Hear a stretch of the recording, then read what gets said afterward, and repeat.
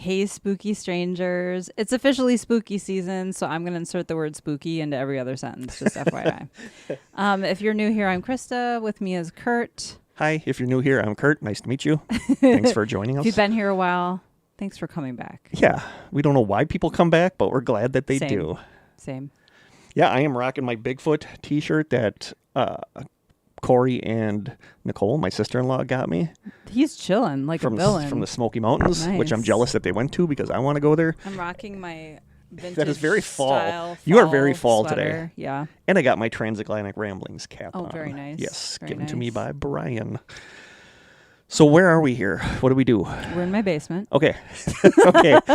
We have a wedding to go to today. We so do. It's going to be a really long day. We talk about Brittany Zahn BDZ. a lot on the podcast. She hasn't been on yet, and we got to get her on. Her parents and her brother have all been on. Yes, but she hasn't been on. But it is her wedding today. Yeah, very exciting. Yes. Little and BDZ. Well, you've known her longer. I've known her since she was probably not even old enough to drive. It's weird to me because I was thinking about this morning. I remember us going to see her at Wilson Junior High School or middle school on the cheerleading team. Crazy. When they were doing a cheerleading routine to Yellow Card, Ocean Avenue. Now she's going to be BDC, so it's not too much of a stretch. But yeah, we have her wedding today. You guys are being nice enough to give me a ride up there, so thank you. Yeah, you're going to have to hitchchike on the way home. Well, that's okay. That's okay. Just kidding. He's riding home with someone else. Yeah, my high school friends and I got a Airbnb, and we're spending the night up there. I was originally just going to drive up there and drive back, but now this way I can have a beer or two. Yeah. So it'll be fun. So thanks for giving me a ride up there. Course. But it's going to be a long day. Yep. Not 100% sure I'm ready for this. I'm going to be drinking a lot of coffee today. Probably a little ginseng. We'll see. Also, if you don't want to sit through this, hit pause, check the show notes. The topic start timestamp is posted wherever you're listening or watching. Or if you don't want to listen to this at all, just go find a different podcast. That's fine. One that's more professional because we're kind of professional. I've gotten messages from people saying, I got messages from people saying, how do we sound so good? Like, our soundboard must be good. I think Jeff and Joe for that. They're the ones who set us up with this. I think that's what carries us. I think it's our sound. Yeah. I don't think it's anything if we had crappy sound quality, who would want to Yep. listen to this? But yeah. Did you already say if you don't want to listen, go to the show notes? Okay. Really shout outs to... Shout outs to our two newest people who joined our strangers group on Facebook. And those are Christy Patterson and Jordan Johnston. Thank you guys so much for joining and for listening. Yeah, and somebody tried joining the group, but the only thing they answered was the Schmitz for the topic. And I was like, who were the Schmitz? The Schmitz, but they didn't answer any of the other questions. So if you really do listen, sorry, but come back and try to answer the question. But I think there's other podcasts called, or other Facebook groups called The Strangers that people are like, oh, this isn't what I wanted. So then they just write something in there. We were confused, but we think you were also confused. So. Yeah, we're always confused. Yeah. Housekeeping. All I have for housekeeping is that I'm really glad people enjoyed the last double episode about the gifted and talented programs. Yeah, we got a lot of feedback. Yeah, I'm glad everybody liked those because I get really into stuff, but I never know if people are going to care what I'm looking into. So I'm glad you guys liked that. So thank you. That's all I really got for housekeeping. Also, I wanted to thank everybody who chimed in on whether you're watching the videos or listening to audio. I wish I would have been more specific about the question though, because what I really wanted to ask was if YouTube is where you consume our content, do you watch the videos or do you listen to audio? Because we got a ton of comments on Facebook and Instagram that were audio. And I wonder if they're just saying, oh, I listen through Apple Podcasts or I listen through Spotify or whatever. I don't know that they necessarily listen through YouTube. Yeah. Overwhelmingly, people are only listening to audio, but we haven't made any decisions about video. I wish I knew what percentage listened on YouTube and what watched and which ones listen on Spotify. I think we do have something like that in our stats. Podbean would tell you. I'm gonna have to look. One of these days, I should really look into this podcast stuff, figure out what this is all about. On a day like today, when we're a little bit under a time crunch, I would just love to not do video, but we just did an episode without video, so I didn't want to do that again. So I don't know. We might make some changes in season 9, but we'll see. There'll be a lot of ghost hunters at that wedding tonight. So if something paranormal really? happens, well, I guess Rhonda, Mark, yeah. There'll be. I guess Jim technically has been a ghost hunter a few and times Brittany now. and Devin have been on the tours. They know what they're doing. So if something spooky happens, we're set. But I'm pretty sure it won't. Do you have any other housekeeping? I don't think so. Should we do a taste test? Yeah, well, let's just open. This was sent to us by Ooh, as I break my glasses. Tom. This was sent to us by Tom, and this is the one we're really scared about. We're not going to eat it today, but we're going to open it and see what we're looking at. Literally see what we're looking at. I should have grabbed the He scissors. said, make sure you keep it fridge so it's not spoiled with a winky face. So I think that's a joke because I don't think it needs to be refrigerated. But it tells you, so? it says right on here. It says right here what it is. I don't have glasses. Oh, it says right on the thing, putrefied shark. So it's like, how are we going to know if it's bad or not? Because even at its peak, it's going to smell like hot garbage. You know? I hope this doesn't smell like just in general. Oh, it's going, not when you open it, but hope it's in a container, I believe. It better be. Oh, do you want my multi-tool? Yeah, I didn't grab the... Wait. Oh, we're good. Maybe, We're good. Maybe. He did tape the bejesus out of this box. He didn't. It came from Iceland. Oh, okay, I need it. Sorry. Entertain people while I fish it He out. ordered this from Iceland? Yeah. Wow, he either really likes us or hates us. No, it's likes us. We know Tom. People like when He's we been eat- with us from like the beginning. Yes, he has. People like when we eat nasty things, and we really haven't lately. So today might. Till today. Well, we'll see. We're not going to eat this today because No, but we do have. we actually want to open it outside. Yeah, because it's supposed to be really bad. There's the invoice. Was it Anthony See what he paid for Bourdain? this. Was it Anthony Bourdain? He said that this was like literally the only thing he could not taste because it was so gross. Even the box doesn't want me to get in here. Yeah. There we go.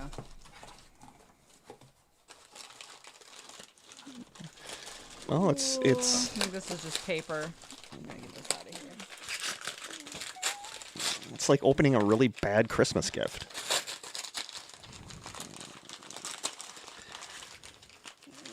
It doesn't.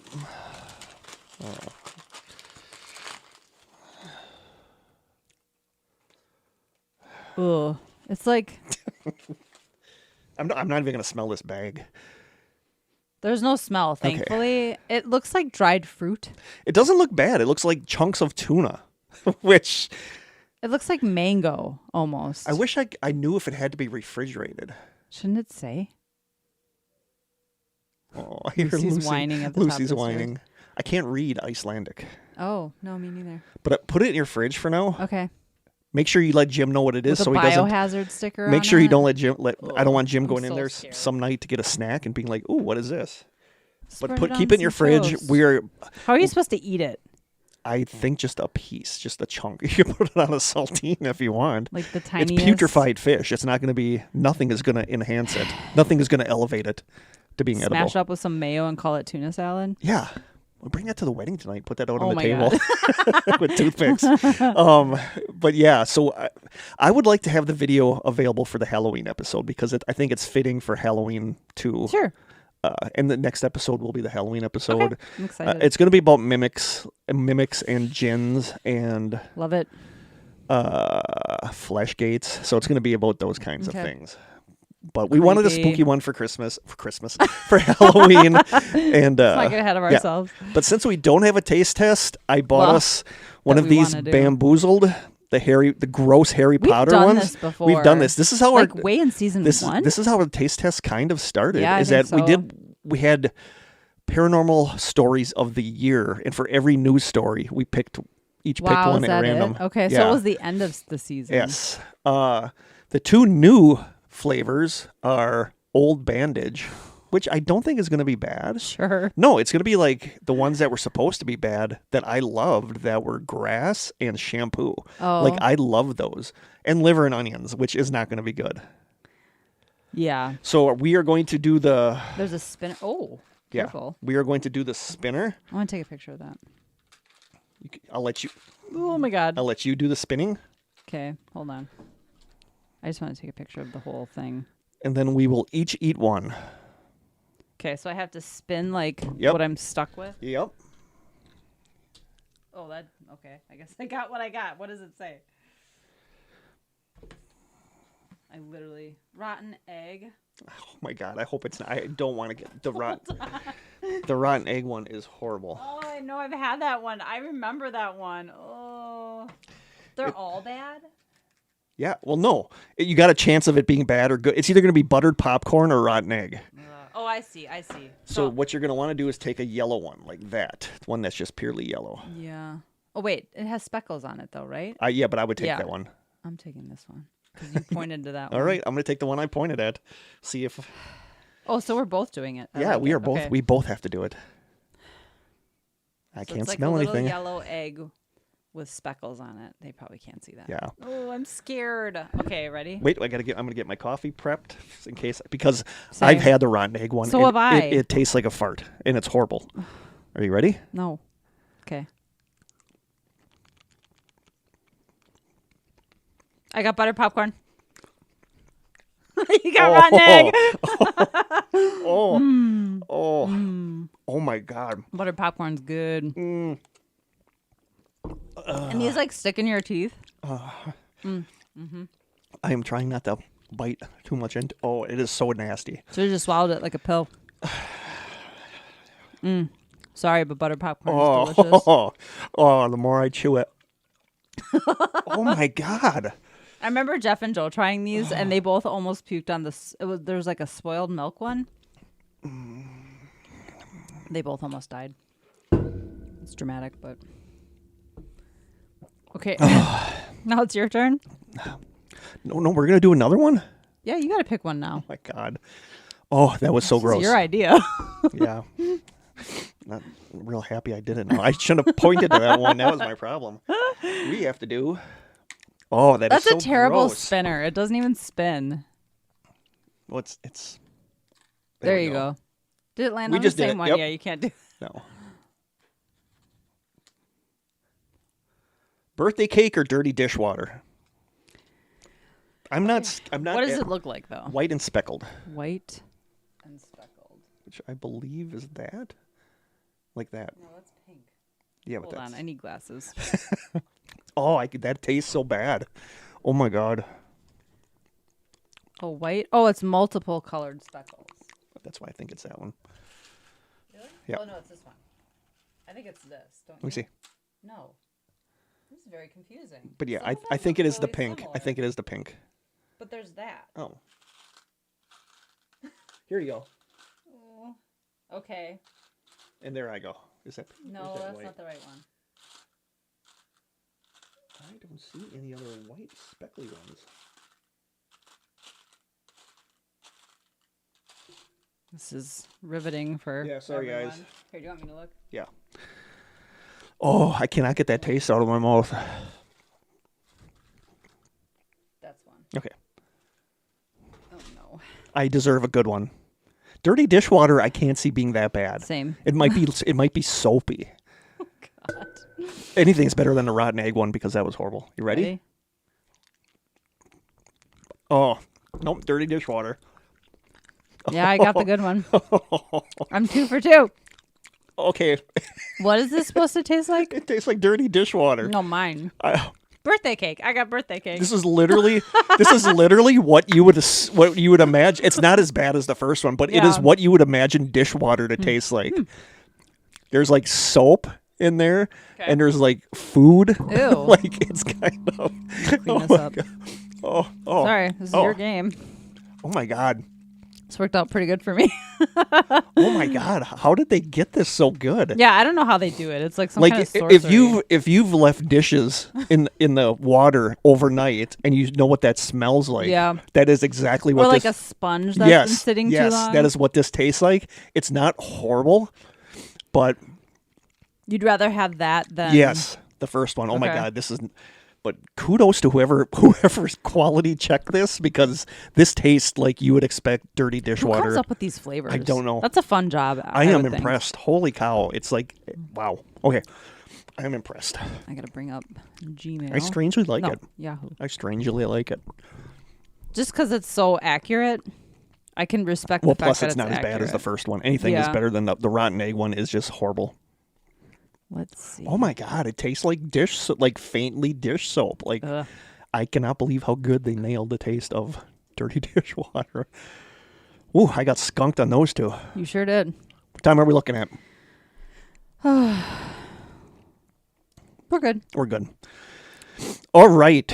As you guys know, I also forgot to post a teaser for this episode, but everybody knew that we were doing. She's really whining up there. Yeah, I don't know Everybody where she knew was. that we were doing listener stories. Yeah. I was going to say stranger stories, but listener stories. They are stranger stories. They are strangers. Make sure my microphone is on. Yes, it is. And thank you guys so much for sending stuff in. We always worry that people aren't going to have anything to send in, and we've got, I want to say maybe 10 of them. Oh, good. That's good. This first one is not necessarily a story. Okay. It was an email that we got about a month and a half, 2 months ago, and I believe I told somebody about this. Was it Aaron? But since I got this, I have been thinking a lot about this, and it's one of those things where we've already done an episode about this, but I want to revisit this because there's so many good stories about this. You know, we did an episode. So there's a theme to it. Yeah. Okay. And this strangely tracks with me the more I think about it, and I don't know, it's just weird. You ready? Okay, I'm ready. So like I said, this person wants to be anonymous, but they signed it J. Oh my gosh, poor Lucy. Is she going to be okay? I guess. I hope so. Jim will be home soon. Okay. It reads, I just wanted to send this to you guys. I would like to remain anonymous, please. I am a somewhat new stranger. I discovered your show a few months ago and fell in love with it. I've been cherry-picking topics I like, but I plan on listening from the start soon. I'm a 34-year-old female, and while I really haven't had a whole lot of paranormal experiences in my life, I have had some interesting experiences along those lines. I feel weird even writing this because some of my friends don't even know this about me. All throughout my life, I've had moments where I feel like I have psychic flashes about stuff. It's never anything major, just little things here and there, like knowing when a friend was going to call or knowing something minor that was going to happen or knowing what someone was thinking or was going to say just before they say it. I don't consider myself a, quote, psychic, and I sure don't advertise myself as one. It just happens sometimes, but it happens more than I feel it happens to most people, and I have spooked a few close friends and family members with it. So here is why I'm writing. I recently listened to last year's Christmas special. Towards the end of that episode, after Kurt had taste tested a bit too much of the whiskey, he started crying, telling a story about how much it made him happy seeing a few of the students with their arms around each other walking off into the sunset across the field one night. As I was listening to this, I had one of those weird psychic things happen, and I wanted to tell you about it. I don't claim to know anything about how life or the universe or birth or death work, but in that moment, the strange psychic flash I got was that in his past life, Kurt died as a young teenage girl. I don't know how or why, but I feel like whatever happened to her, it was tragic and very sad. She died, and now she's Kurt. What any of this means, I don't know. It might not even mean anything. I just wanted to let you know. Keep doing what you're doing. I love the show, and always stay strange because life is stranger than I think anyone knows. Signed, Jay. You being a teenage girl in a past life makes so much sense. It does. Like, I read that, and I'm like, you know, like, it does kind of make sense. You know, because I feel, you know, like, I admit that I get, like, young teenage girls, I want to protect them from like all the bad stuff, you know, and we talked about it in the episode where we talked about our favorite quotes.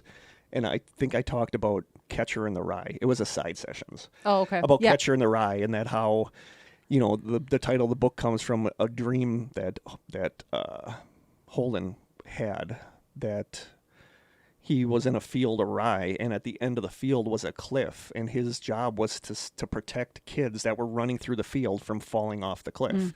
And it turned to the symbolism that he didn't want kids to grow up and lose the innocence of childhood. That's but I, you know, that's always resonated with me. Like, I hate, it's hard for me. Like, my job was hard for me because I can't remain impartial to that, because I want to protect the kids from like all the bad stuff that I know is around them, and I want to make them happy and stuff like that. And when I got this, I've been thinking about this email ever since I got it, and this completely tracks with me, and I could 100% see me being a young teenage girl in my last life that died tragically. You know, so it's weird, but I want to do another episode about reincarnation, because I don't really buy the reincarnation stuff, but there's so many stories about what kids say to their parents out of the blue. Weird. That's like, you know, when they're driving and the kid says, "I died there." So I Or want when to. they know details Yes. about something Yeah. they should Like never know about how a about. submarine works. Like they died in a Yeah. submarine and they know what all these dials and all this stuff do. Specific names of Yeah. people. Yeah. And so I want to do another episode where we look at a lot of stories from people about that and then go back into talking about reincarnation and all that stuff. Mm-hmm. But I just was fascinated with this email, and it completely tracks with me that I very well could have died as a teenage girl in my last life. So that's the first one we got. So thank you, Jay. Do you have any more weird psychic flashes? Please let me know. 'Cause that's crazy. You're giving Kurt valuable insight into his psyche. Yep. And here's another story we got. Longtime listener here. So here's my story. In my house, it's currently just me living there. Now, my bedroom door goes out into the hallway where the bathroom is, and further down, it opens out into the living room. On my phone, my best friend gets a specific sound for when I get a text message from her. It's the one called typewriter that plays a jaunty little tune with a bell after it. One night, a few weeks ago, I woke up in the middle of the night and I swore that I heard that sound being played from the living room area. I always charge my phone on the nightstand next to my bed, so I figured I must have forgot it in the living room and never put it into night mode. I turned on the bedroom light and my phone was next to me on the nightstand in night mode. I assumed that I had just dreamt I heard it. A few nights ago, I woke up again in the middle of the night to the end of the text sound coming from the living room. I turned on the light and my phone was once again right next to me. I just figured I either dreamt it or heard the sound of someone driving by on the road outside my room. I got up and went to the bathroom. I returned back to bed, turned off the light, and settled in to go back to sleep. As I closed my eyes, I clearly and unmistakably heard the text sound come from the living room, but this time it was followed by what sounded like a male voice giggling. Ew. As creepy as this sounds, it wasn't like an ominous giggle. It was more like the giggle of someone who was overjoyed at discovering something. I guess that's still creepy. LOL. Needless to say, I didn't get much sleep after that, but it's been quiet in the nights ever since. So I don't know if I'm being haunted by a ghost phone or what, but I thought you'd like to hear about this. And they didn't leave their name either. Yuck. But yeah, I don't care what kind of giggle it is coming from my living room. If it shouldn't be there, it's creepy. It's creepy. And it's funny because I know what text, because Miranda has a special text tone. I think you have a special text tone. Like if my phone is across the room, I know who's texting me. I know who's texting me, and do I want to get up or can it wait? Yep. So a couple people do have text tones. So, and I know the typewriter ones, it does this little ding, ding, ding, and then it plays a little bell. So it's weird to hear that sound come from another room when their phone isn't in that other room. But then that brings up, is it somebody outside the house? Because that's creepy. That's creepy creepier too. than I think a ghost. So I don't know. I thought that was a really interesting story. I don't know if it's a ghost phone. Is it a mimic situation where it's mimicking? Could be. And I thought about that with the giggle, that it's happy that it can mimic the sound of the phone and then it giggled. So that's just creepy. Yeah. I don't care how I'm going to nope that how one. happy the giggle is. Anytime there's a giggle where there shouldn't be a giggle, it's not creepy. good. So that's that story. So thank you so much, listener. Now we have a voicemail. Okay. How do we do this? You're I play it. Okay. Yeah. We're figuring out a new way to do our voicemail stuff. So this came from James, and we also got a story from him, I believe, too. Yep. I think it's my story. Yes. So this came from James. Okay. Ready? Mm-hmm.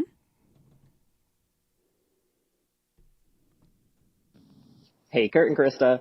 My name is James from Massachusetts, and I have been listening for quite a while now. First submission, and I just want to say and echo what everyone else says, that I absolutely love your podcast. It really feels like we're just friends talking about spooky things, which is absolutely incredible. A little about me, I do think that I am a sensitive. I've kind of experienced spooky things for my whole life. I do work in medicine and science and all that kind of thing, so I feel like I have a healthy balance between believer and skeptic. I wanted to talk about my experience with shadow people. I've seen shadow people for a really long time, and I usually see them kind of out of the corner of my eye.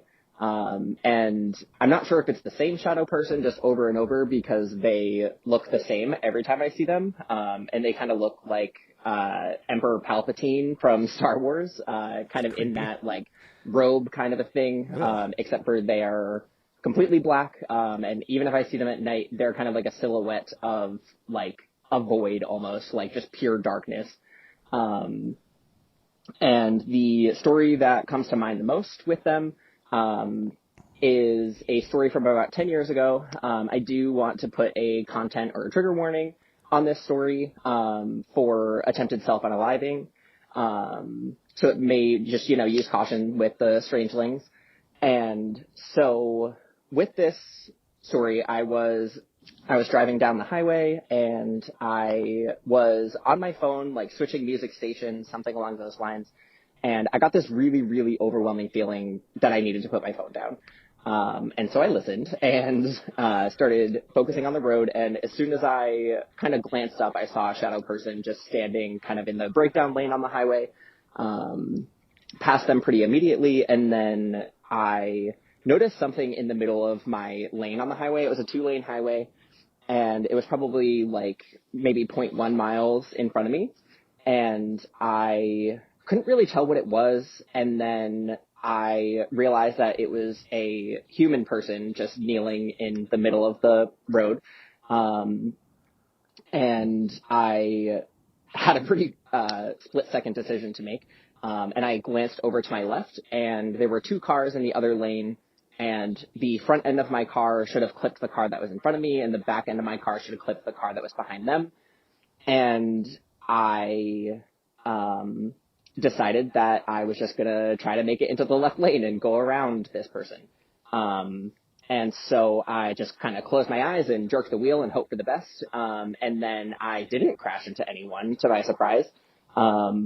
And so I immediately opened up my eyes, and this person ended up being okay. A car that was coming up behind us kind of saw the commotion and was able to get this person off of the highway. But yeah, that's one of my experiences with shadow people. When I think of things like cryptids or paranormal entities, I tend to think of them more categorically.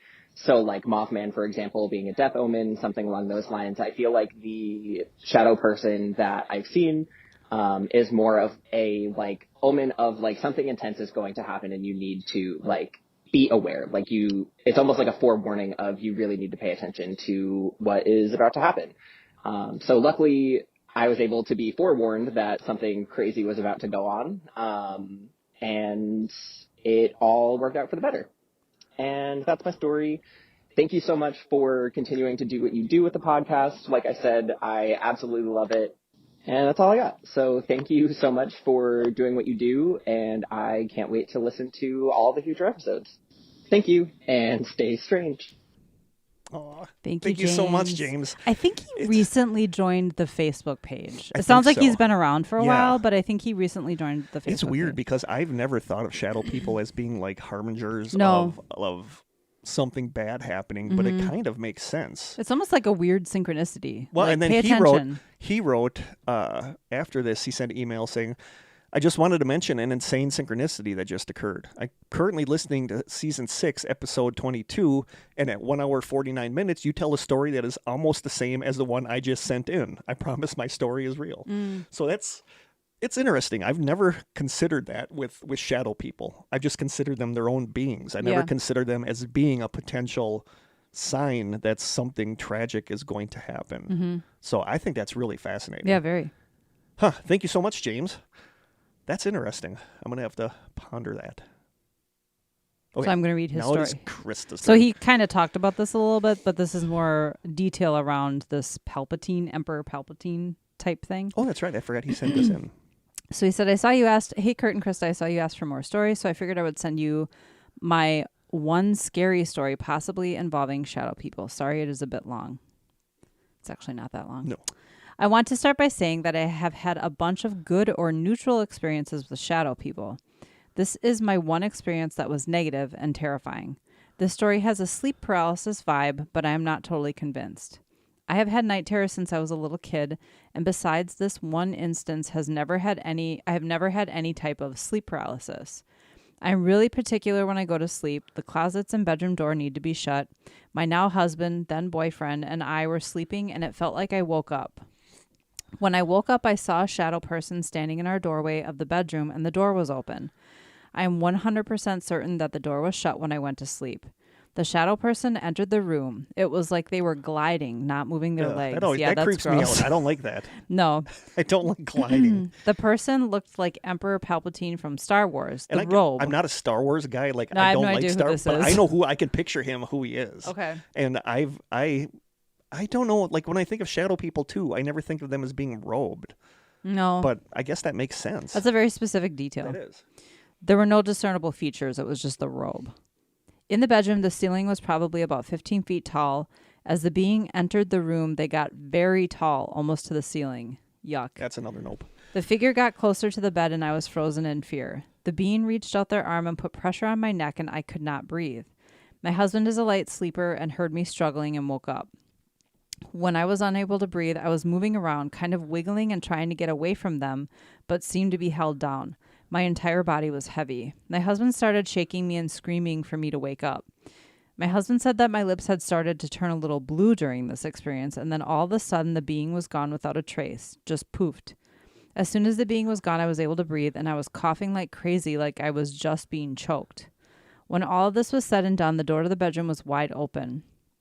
I asked my husband if he had left the room for any reason that night, and he said that he had not, so that door should have been closed. There were many weird experiences in that house, but that was the only one where I felt like I was in legitimate danger. Like I mentioned before, I can see some sleep paralysis elements to this, but I don't think sleep paralysis typically chokes you. And it was my understanding that during sleep paralysis, you cannot move at all. And I was slightly moving and struggling to get away. I would love to know your thoughts about this. My experience around sleep paralysis and talking to other people with it, you don't just have it once. Yeah. It's something that reoccurs. Yeah. Which I'm glad does not and occur to me. I truly cannot move when it happens to me. You are truly paralyzed. So if you were able to struggle, or maybe you thought you were struggling, I don't know. I guess I can't speak to that, but it certainly does have a sleep paralysis vibe to it. But I don't like to just call everything sleep paralysis because I don't really know. Yeah, that's become like the scapegoat sort of for all. Kind of like UFOs or Venus or swamp gas. Now anything paranormal is sleep paralysis. Yeah. You know what I mean? Mm-hmm. It's just like the sounds terrifying. with the Palpatine with the robe and all that stuff. The gliding I don't like. Mm-hmm. But yeah, super interesting stories. Yeah. James. Thank you you, so much James. for sending those in. I don't know enough about sleep paralysis. Mm-hmm. I feel like that's one of those things if I experienced, I would know more about, but I don't Yeah. want to experience. So I'm happy knowing nothing about it. Well, just because I've had many experiences with it doesn't mean I can speak to other people's experiences. I don't want to discount someone else's experience. Yep. So this next one is from another anonymous user who wanted to stay anonymous. He writes, Dear Kurt and or Krista. It's Kurt and Krista. I have been listening to your podcast since episode 3. I think it is the best podcast about strange phenomena and mysteries. I want to know, did they listen to episode 1 and 2? I don't know. You are way better than the Newkirks. Stop. I don't agree. I do not agree with that, but thank you so much. But no. Yeah. He says, Are we talking about the same Newkirks? I enjoy the Haunted Objects podcast, but you guys are just way better. Oh, wow. Wow, Okay. thank you. Yeah. I don't believe That's a high That's compliment. a very high compliment, so thank you. And then he writes, so I've had a few strange things happen to me in my life. I have a couple stories, a quick one that relates to past episodes, and a longer one that I've been wanting to submit for years now, but never have, as I'm not certain that it's really that interesting. So my first story is, when I was around 6 or 7, I was making Christmas decorations in the downstairs of the house I lived in. My hands became covered in glue, so I walked to the kitchen to wash them in the sink. In order to get to the kitchen sink, I had to walk by the stairs to the second floor of the house. As I walked past them, I heard a relative of mine who lived in the house at the time call my name. No, I know where this is going. Nope. So I walked up a few stairs and yelled, what? And they called my name again, so I yelled, what? Again. I remember being a little annoyed and really wanting to wash my hands, so I yelled, what do you want? They never answered. So I washed my hands and went back to what I was doing. Later that night, that relative came home, and it turned out they were gone the entire time and could not have called out for me. With that being said, when I was standing on the stairs and they were calling out to me, the whole upstairs was dark. And if I was not so young, I probably would have noticed just how creepy that was. It's that thing where you respond and then they respond, but not in an appropriate way. No, not like answering, like when he says what, and then they say the name again. That's creepy. I hate that. That's one of the creepiest parts of that. But also, I love hearing these stories. I do too. I just don't want to experience that. Same. This longer story is hard to describe. I will do my best. So when I was a teen, I moved from the house mentioned in the shorter story to a very large old house out in the country. It is a horrible house that still terrorizes me to this day. Not due to supernatural reasons, I just hated living there and hated my time there, which I Aw. get. When I moved there, I had bought a bunch of new clothes. Being at the age of a young teen and being concerned with looking cool to others, I purchased all new clothes that I thought would enable me to do so. I had a fairly small bedroom and a small area to put my new clothes. My old uncool clothes would not fit in the room, so for several weeks they were draped over the back of the couch. I was supposed to go through them and pick which ones I wanted to keep and which ones I wanted to get rid of. The clothes were a series of t-shirts and pants hanging on plastic hangers. They were all on hangers as they were draped over the couch. After sitting there for a few weeks, the clothes were then moved to an old closet. This closet was an old, narrow closet. It had some metal devices screwed into the wall. I'm not sure what these metal things are called, but basically they affix to the wall, and the purpose is to allow you to hang clothes hangers or other objects on them. I don't have that in my closet. So the two piles of clothes were hung on these. They hung on two side-by-side metal devices. This is relevant to the story. So imagining two piles of clothes hanging side by side from metal protrusions from the wall, they hung in the closet for several days. One day at school, I was instructed to bring old pants as we were going to be running around outside and it would be muddy. So when I got home from school, I went to the closet to get one of the old pairs of pants. As I looked through the hanging clothes to find a pair, I noticed something odd. The clothes felt like there was something odd between them. When I say between them, I mean in between each inner layer of clothing, not in between each piece of clothing. For example, inside each t-shirt, the part that would touch your body, but not between the outer part of the clothing. So I looked into a shirt to see what it was. As I did, a cascade of birdseed fell out of the shirt onto the floor. This is the odd part, and it's hard to explain. Every one of the 40 or so items of clothing had a perfect layer of birdseed in them. That's weird. Mice do stuff like that, though. But not hanging. Yeah, I don't know why it would be suspended in hanging clothes. Yeah. That's what's I mean, weird. rodents and stuff Yeah. like that. Yeah. Store food that they find. But in all the clothing on the Yeah, couch. that's weird. Hanging stuff, that would be odd. So imagine you have one t-shirt hanging on a hanger in your closet. It is laying flat. That internal area of both the shirts and the pants had a perfect layer of birdseed. Yeah, that's weird. That's weird.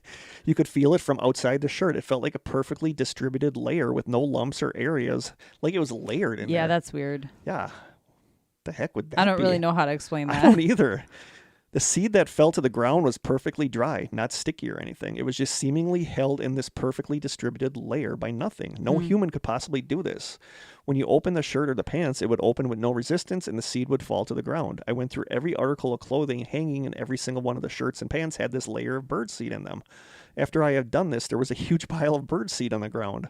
When I say it was birdseed, it was what I recognized at the time as birdseed mix for putting outside. It had sunflower seeds and millet and other small seeds common in birdseed mix. I later told my parents about this when they got home from work. They said it must have been mice or something. The thing is, they did not see how the seed was in the clothing, how it wasn't a perfect uniform layer inside each pair of clothing, how it was seemingly held in place by nothing. It would only fall to the ground as you separate the inner layer. That's weird. I can't explain that. No, I'm stumped. Yeah. For example, if I separated half a shirt, only the seed from the separated part of the shirt would fall. It's like it's sticking to the inside of the shirt. But it wasn't sticky, But not he sticking. said. I don't know. No residue or staining or anything. I was so confused and perplexed by this at the time, and I have never stopped thinking about it or trying to figure out how this could have happened.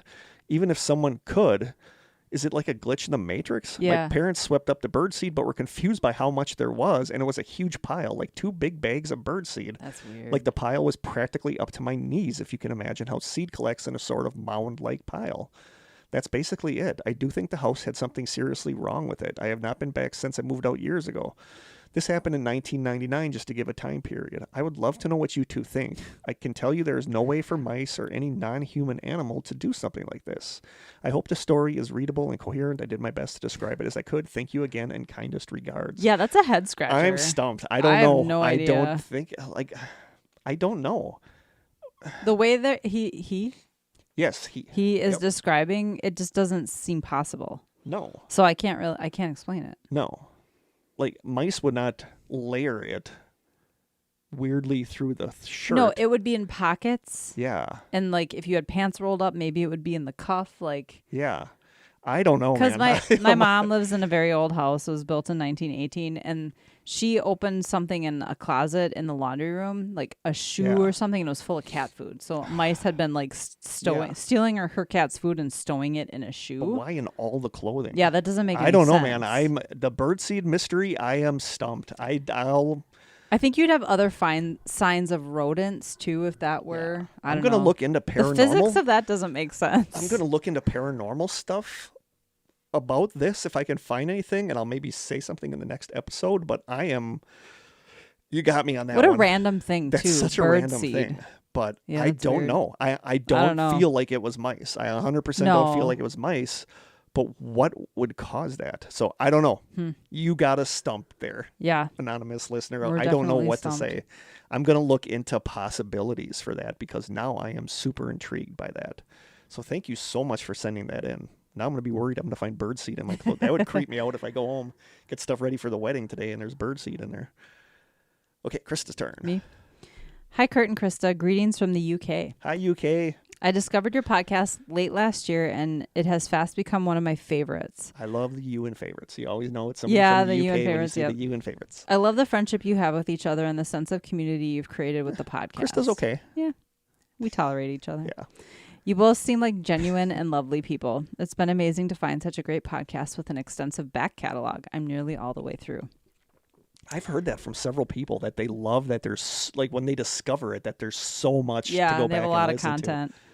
Given your recent plea for listener stories, I thought I'd send one through to you. I've had a lifelong interest in the paranormal, and I've had a few strange experiences myself.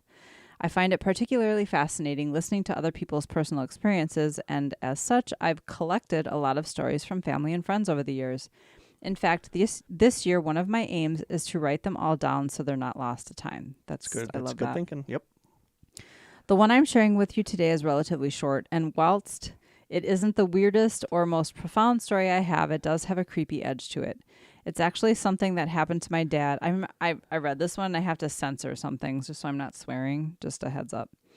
Okay. My dad many decades ago when he was in his late teens. Not so much swearing. It's just we're really careful not to say certain things because then I have to like mark it that way on YouTube and then it changes things on this YouTube. Week had to. Like again, this is not like This week I really had to make it so that people can't post to my Facebook wall because I have a couple of sort of friends on Facebook that I'm not really super good friends with that posted things to my wall that were kind of off color and I've had so many students lately friend me on Facebook and I don't want people to put garbage on there that like a 6th or 7th grader is going to see. So I agree. That is why you That's cannot smart. post to my direct Facebook wall anymore. I think he may have left school at this point and had been doing his apprenticeship, but he still socialized with his friends from school. One day he heard that 2 guys he'd gone to school with had been in a terrible car accident and died. I can't remember their names, but let's call them Tony and Abdul for the sake of this story. My dad did not actually like Tony and Abdul because he thought they were a pair of arseholes or not very nice people, to put it more politely. We could say ours. Sure. Yeah. To be honest, from what my dad told me, I got the impression that they may have been a pair of bullies. Within a few days of the car crash, my dad was round one of his friends' houses with a group of mates, and naturally the conversation turned to what had happened to Tony and Abdul. There were all sorts of ridiculous rumors going around that were likely total nonsense. I think one involved Abdul getting decapitated during the accident and his head landing on Tony's lap, with that being the last thing Tony saw before he died. Ah, the morbid imagination of kids. However, a lot of the conversation just revolved around how sad and awful it was, which then progressed to what a good pair of lads they were, Oh my etc. God, I love UK. The way they talk. The way they talk. I love mates. I'm gonna Yep. have my mates over to the flat later. Mm-hmm. Like I love Yeah. British vernacular. Yeah, same. It was at this point that my dad became totally bemused, as he knew his friends hadn't liked them, and they had basically felt the same way he did. Now, I described my dad as quite a kind person who would do anything for anyone. However, if he thought you were a big D, you were a big D. Jerk. And he certainly didn't believe that a tragic death retrospectively made someone a saint. I'm not sure exactly what he said to his mates, but it was basically along the lines of the fact that they had been horrible people, and although he could appreciate it was very sad for their families and friends, he wasn't particularly sad about it, and neither should they be. That was just the Gilmore Girls I watched, where his uncle died. Oh. And then like, nobody wanted to go I to the know. funeral. Did you cry at the funeral part? Because I kind of did. No. Oh, I thought that was so sweet that they showed up with the... I get in super uniform and teary at stuff. like sweet stuff between Paris and Rory, Oh. or Rory and Emily, or Yeah. Lorelai and Emily. Like, I get teary at that kind of stuff. Sorry for the Gilmore Girls interlude. Yeah, sorry. My dad's friends were apparently horrified at this, saying, you shouldn't speak ill of the dead, etc., etc. But my dad persisted and pointed out that no one in the group had liked them when they were alive. Awkward, LOL.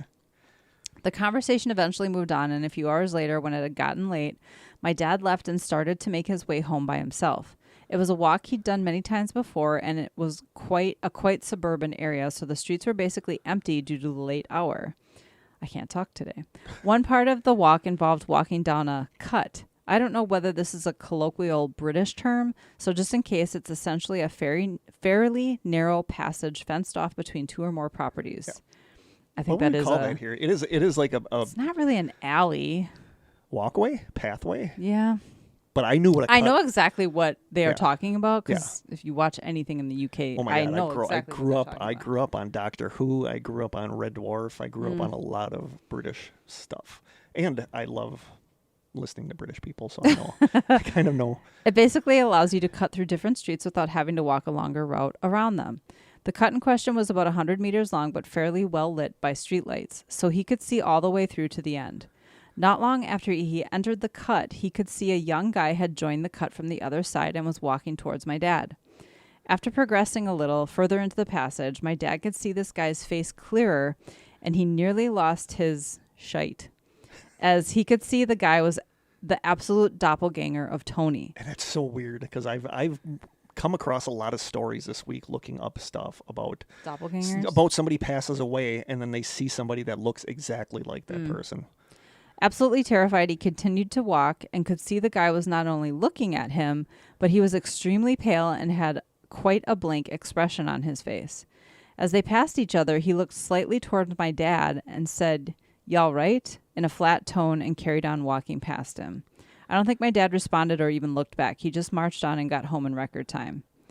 I don't think I could have kept going down the cut. I would have turned around and ran. That's just, but it's one of those things where I think it's more freaky in retrospect. Like when it happens to you, you're like, huh. But I think once you get thinking about it days after, I think it becomes super creepy. So I don't know if you would necessarily have been freaked out. Yeah, maybe. Just running into a random guy in the middle of the night on a cut would have scared me. Yeah.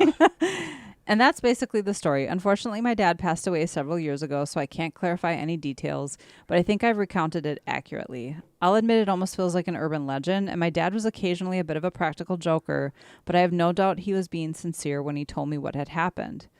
He just had this look on his face every time he recounted the story, and I could tell that the event had really stuck with him. You can tell when somebody is pulling your chain. Yeah, I think so. Being, especially like a family member.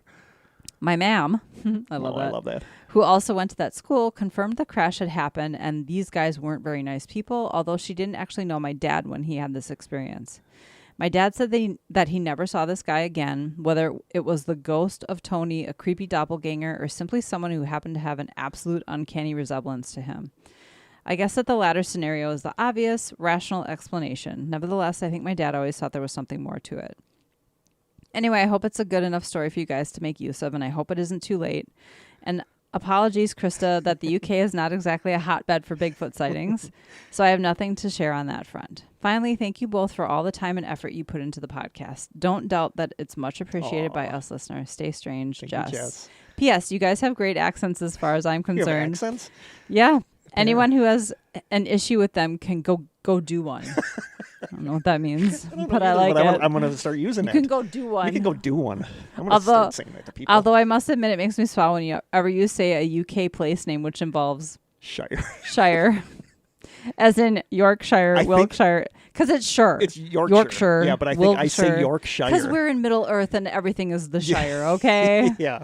I can't even say names of the states correctly, so I can't. They're crazy. Nothing's pronounced how it's spelled. Yeah, I can't say Oregon Yeah, correctly, so I cannot pronounce like, I'm bad with Shire. Like, Yeah. I know that I say Yorkshire. It's Yep. not Yorkshire. It's Yorkshire. Yorkshire. But it's just one of my blind spots. Spelled Shire. But I think that makes us endearing. Yes. Like, our constant butchering of stuff. Hey, I can say Oconomowoc like it's nobody's Yeah, business, you can. though. Wauwatosa, Oconomowoc, Waiawega. Yeah. Yep.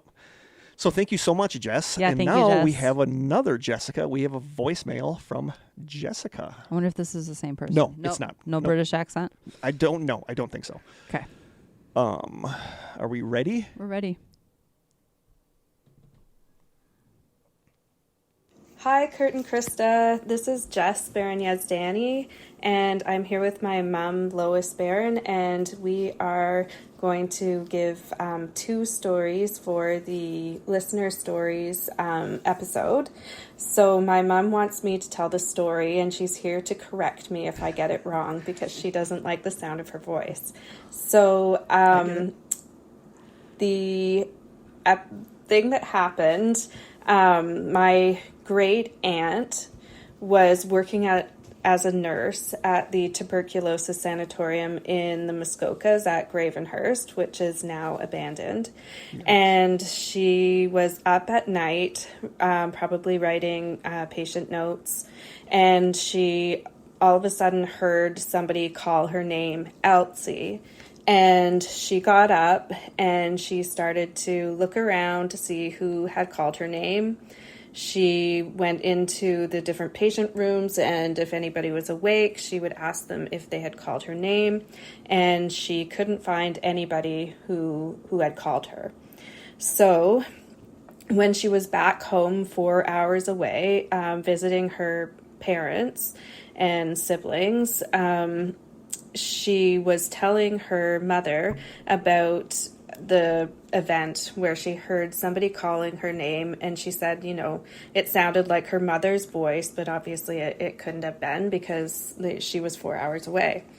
And they asked when it had happened, and I guess they figured out that it matched the time that my great-grandmother had gone to the bottom of the stairs and meant to call her daughter Margaret, but had yelled Elsie instead. That's so cool. So I guess Elsie heard her mother calling her 4 hours away. Wow. That's weird. That is weird. The second story, love the it's name going Elsie. to involve my grandfather, my maternal grandfather, and his mother, which would be my great-grandmother. And at that time, my great-grandmother was in the hospital. She had some kind of dementia of some sort, but would generally know who my grandfather was.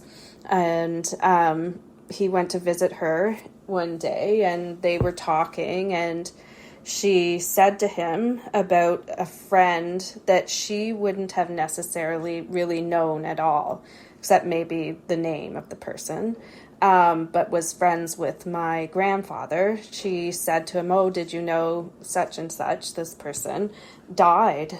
And my grandfather said, "No, that person hasn't died. They're still alive." Mm-hmm. And it just kind of went along with their conversation. And then he found out when he got home that person had actually passed away. Wow. Mm-hmm. So that is the 2 stories for this time around. And maybe next time I'll convince my mom to tell some of them. Wow. Thank you so much, Jessica. Thank you, Jessica, and mom and dog contributing to the story in the background. So cute. No, those were awesome. I hear stories about that where one person knows somebody has died and other people don't. That would not have. Yeah. Maybe someone who's kind of getting close to that point themselves, you wonder. Yep. That first one is so interesting, though, that Yeah. I was worried that she was going to say she found out her the mom or whoever had passed away at that moment. That's what I was 100% sure was going to happen, But it was just like too. such a mundane moment of her just calling her name, and she heard it from. That's crazy. That is. So thank you I love that. Yes, thank you so much I think that for just those. speaks to the connection that people have. Yes. Yeah. Thank you so much for those. Those were perfect. Yeah. Yeah, if you ever have any more. I think she was Canadian because the way they said about.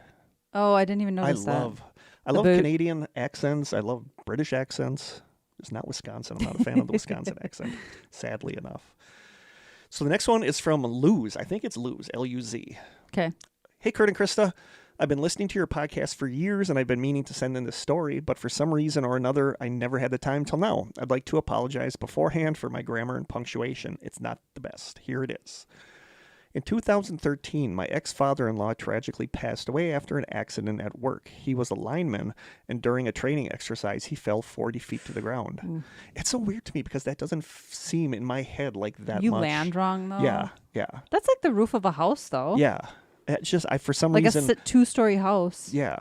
But I always feel like you can jump out of a 2-story window and be perfectly fine. I don't know if that's maybe. the kid in me back when stuff like that didn't hurt you. Now I fall off a step. I'm Break jack a up hip. my hip. He miraculously survived the fall, but after 2 weeks, he sadly succumbed to his injuries. Soon after, we held his funeral services. We had obituary programs printed, so anyone who wanted could take one to keep. They had his picture, his name, and a couple of paragraphs about who he was in life. After the funeral, I grabbed a stack of them so I could save them as keepsakes for my kids, his grandkids. So a little about him. He was the biggest jokester, hiding behind doors to jump out and scare you. I don't like that.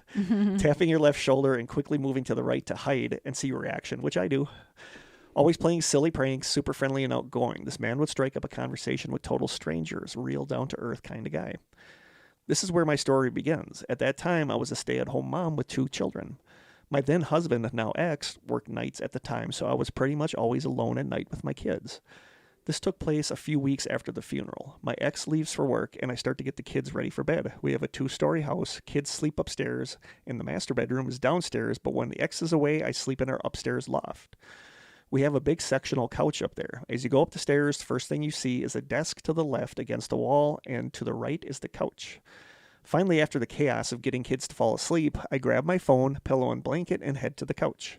I'm on my phone, browsing and trying to fall asleep, when all of a sudden I hear what sounds like someone coming up the stairs. That's a nope. Yeah. The stairs are carpeted, so I hear like a soft crunching sound as each step is taken. I don't like that. Ugh. I start freaking out because everyone that is in the house is already here upstairs. If it had been my husband, I would have heard when he unlocked the front door to come in. I stay quiet and hope to God it's just my imagination. I hear it again. What the heck? What is this? Should I get up and see what it is? Should I call my husband so he can come check it out? What do? I don't do anything. I just listen again to whatever it is. It's upstairs already because the steps are now closer. I slowly raise my head over the couch, but I don't see anything, just the darkness of night and some light coming from the windows from the outside. I lie my head back down and try to forget about it, but nope, there it is again. Footsteps right by me. No. As a way to ease my nerves, I jokingly call out, "Stop scaring me, suegro." Suegro is Spanish for father-in-law. Okay. It's him trying to play another one of his jokes. In the moment that I said that, something crazy happened. A bunch of papers on my desk flew into the air, like someone just went with their hands, swiped over the stack of papers. I just remember seeing paper flying and the sound it makes as it falls. That's so weird. Yeah. I ran so fast to my daughter's room and moved the dresser to block out whoever was out there. I didn't call 911, didn't even call my ex to come and check on us. I didn't want to sound crazy if it was nothing. So I wait for morning. I didn't sleep that night. Finally, around 6:30 a.m., I hear the front door unlock. It's my husband coming home from work. Huge relief. I get up, move the dresser, and open the door to the loft. I slowly walk past the couch, and to my amazement, it was real. Something or someone was there. I get closer to see that all of his obituary programs were thrown all over the floor, the ones that I took that day of the funeral. It's so weird. I don't know how that happened. All the windows were closed. No fans were on, not even the AC because it was mid-December. That was the strangest, most unexplainable thing that has ever happened to me. I'd like to think it was my father-in-law coming back to visit. The only thing I didn't like was his way of doing it. LOL, 100% on that. This joke was not cool. I don't think I slept upstairs for a while after that. It was too creepy. The end. Hope you guys enjoyed it. Keep up what you're doing. Hands down, this is my favorite podcast to listen to. I listen to quite a few, but this is the one I always look forward to. Aww. I never miss a session and can't wait for the next. Y'all take care now. P.S. I love seeing the Alamo postcard I sent you guys up on the board. You guys are the best. Thank you so much, Luz. I love that story. Is it like behind us somewhere? It must be. I probably got, this might be an older one that I forgot to read in the last episode. So it might be, you might have moved them There are around. so many postcards behind us. Yeah. Yeah. We'll find it. Now it's like we're playing Where's Waldo. It is. We'll find it. I remember the postcard. Oh, it's right there. Is that it up on the? No. Up on the top? Left? San Antonio. Oh. We'll find it. Yeah, sorry. Nobody We wants to need more watch whiteboards, I this. think. We do. I have stuff actually just piled up that Wow. it's on my shopping list. Thank you so much, Luz. Like hearing the footsteps. Yeah.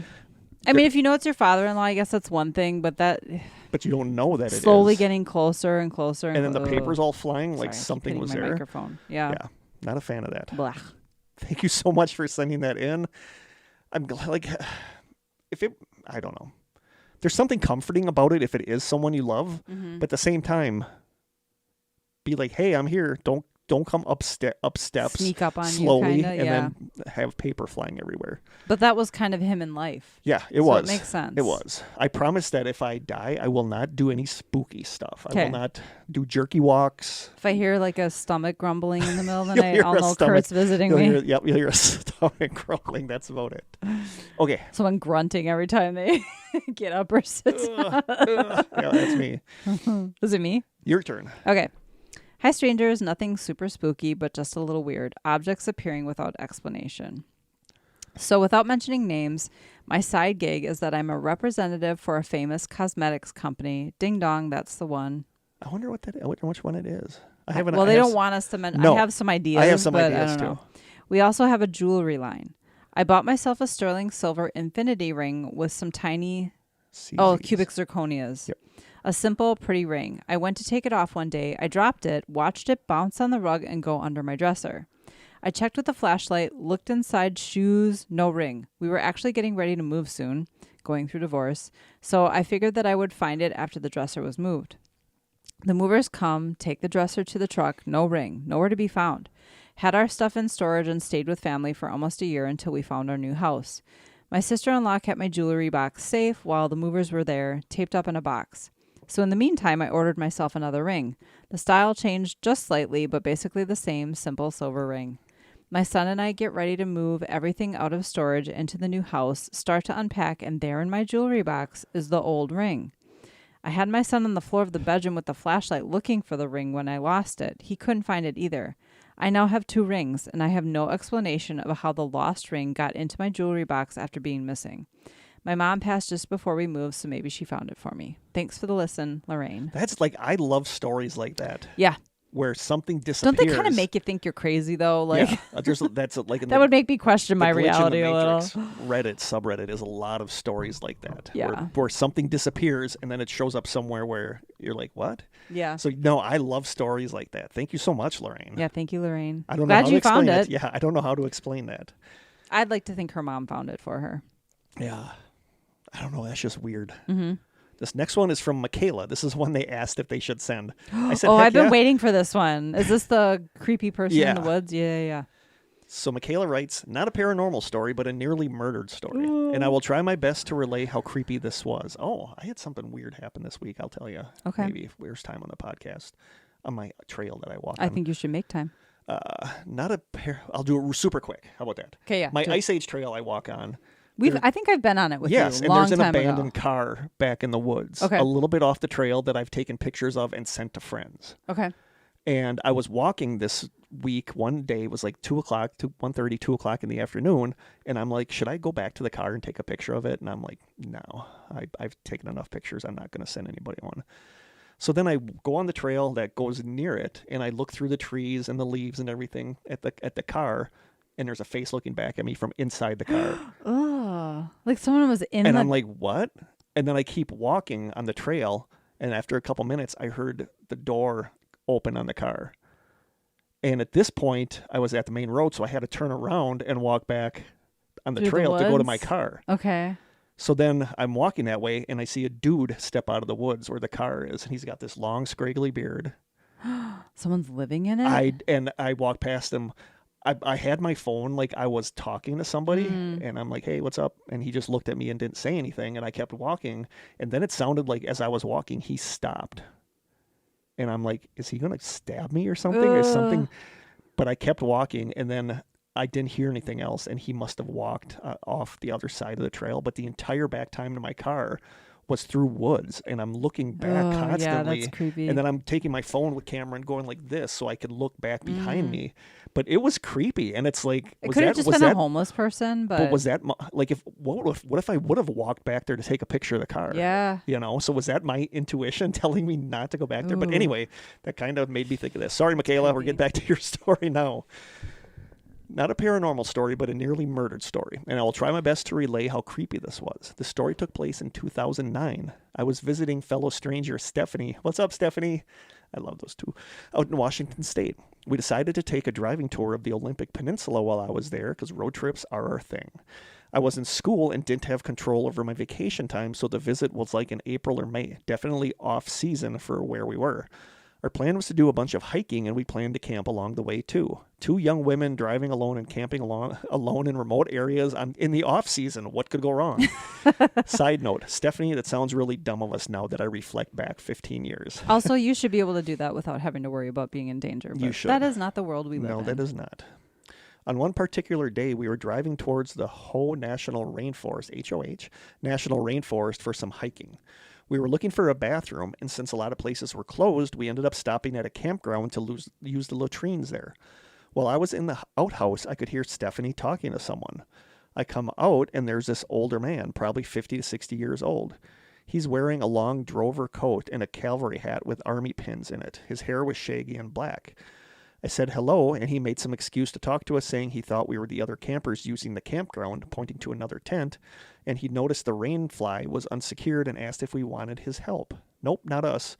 But now he is standing between us and the car. Oh, it's just, I don't like that. And before we can say bye, he just launches into what I can only describe as a monologue, saying things like he's trying to leave the country, Australia, I think, and that he was a military intelligence analyst and that he hates Russians because Russians killed his family and he can speak fluent Russian, and he loves telling them that he wants to kill them in Russian, and every time he's talked about killing Russians, he would get this crazy look on his face. This is some of serious mental health issues. Yep, on and on he went, and he's still between us and the car, and my spidey senses are on full alert. I'm trying to think of ways to combat this man if he comes at us. I have a string in my pocket. Maybe I can strangle him. Like, that's how uncomfortable I felt. Wow. I must have been trying to make myself look strong because he asked me if I was in the military. I said not really, but that I had attended Marine Corps officer candidate school. He said, oh, we call them 90-day wonders. In the Vietnam War, the enemy knew to take out the new officers first. Great. So now I'm thinking in my head, nice anecdote. He's coming for me first. He just kept talking and talking. It felt like forever. At one point, he quoted Tennyson's Charge of the Light Brigade, saying, quote, there's not time to make reply. There's not time to reason why. There's but to do and die. And I responded and said, oh, Tennyson. And sometimes I think that's why he let us go, because I knew that. After that, he finally moved so he wasn't blocking our car, and Stephanie and I got the hell out of there. I think we probably spent 20 or 3 minutes after saying holy shoot and holy fudge and WTF. We had told him where our next stop was going to be, but we were smart enough to just drive past it. I don't think my story quite does justice to how creepy this... Yeah, I think it does justice to how creepy the encounter was.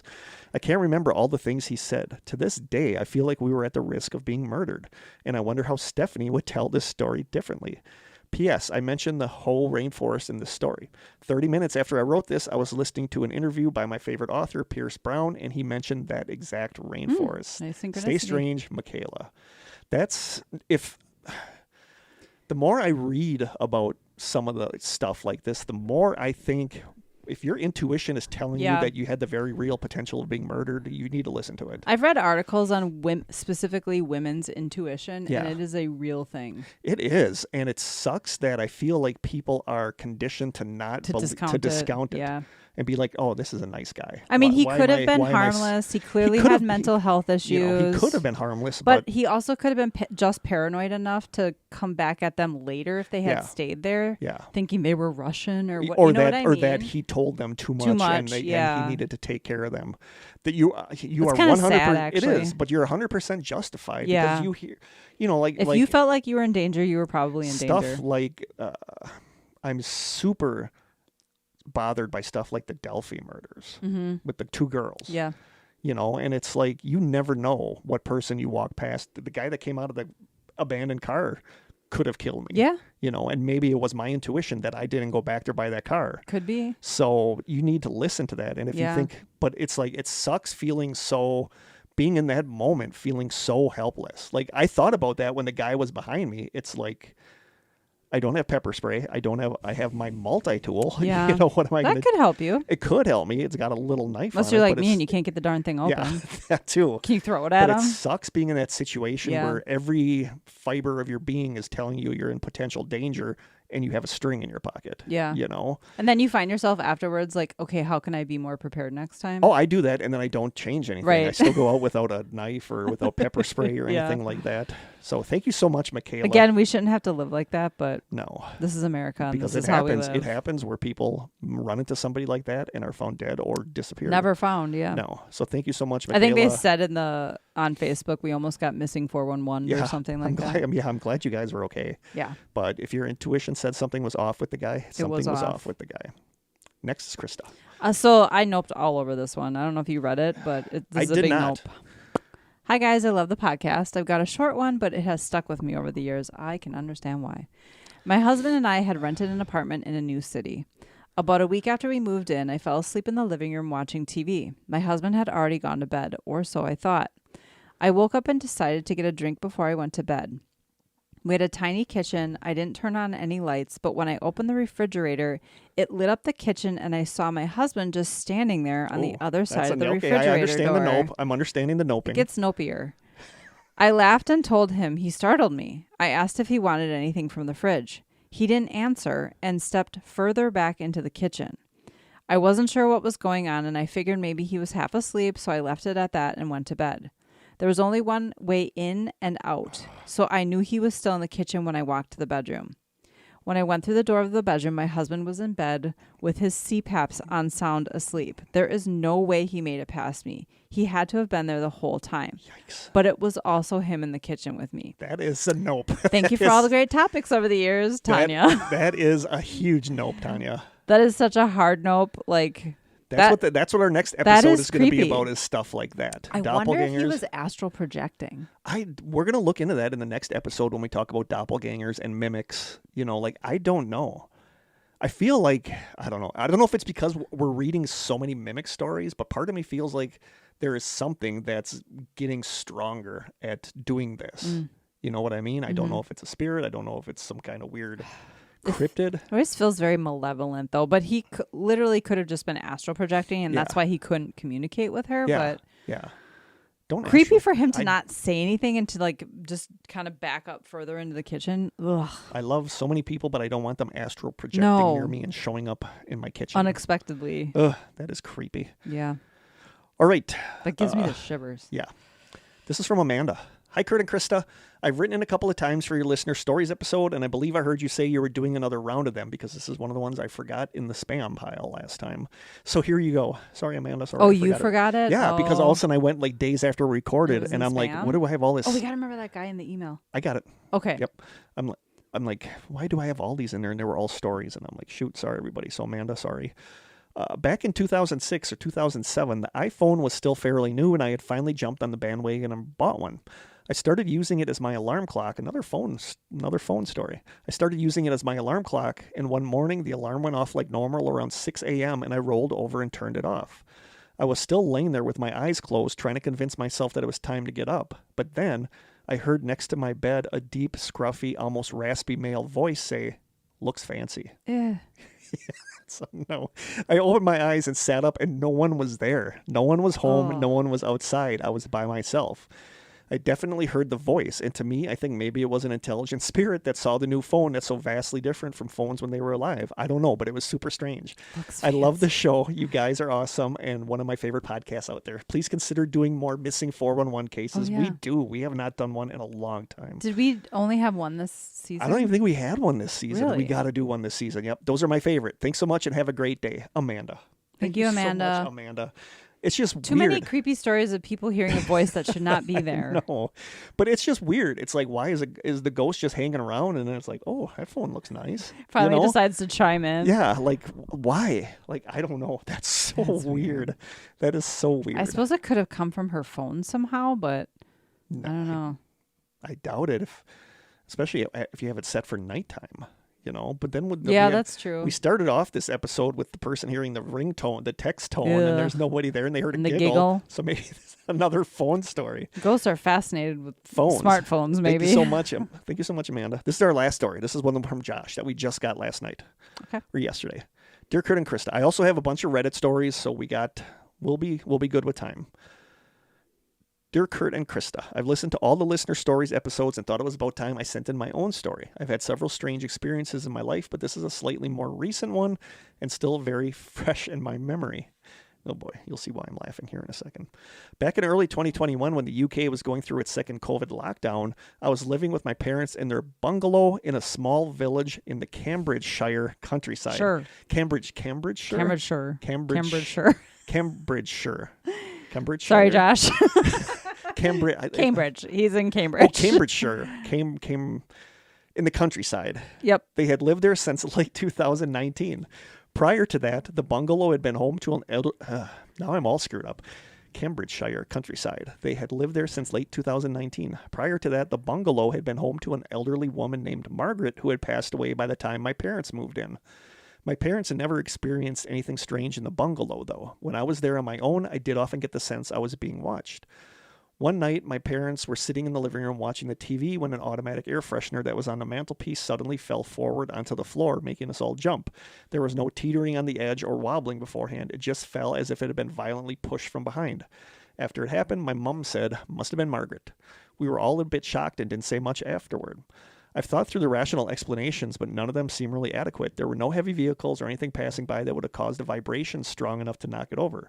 The mantelpiece was also very level, and there was never any problems with anything else falling off of it. The air freshener was also quite heavy and battery-powered and would have required some force to knock it off. All I know is that there were several of the air fresheners around the bungalow, and they would sometimes make me jump when they went off, especially if the house was quiet.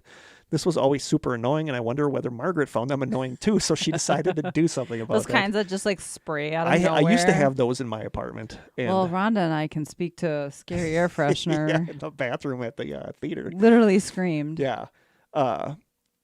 All I know is that there were several air fresheners around the bungalow, and they would sometimes make me jump, especially when the house was quiet.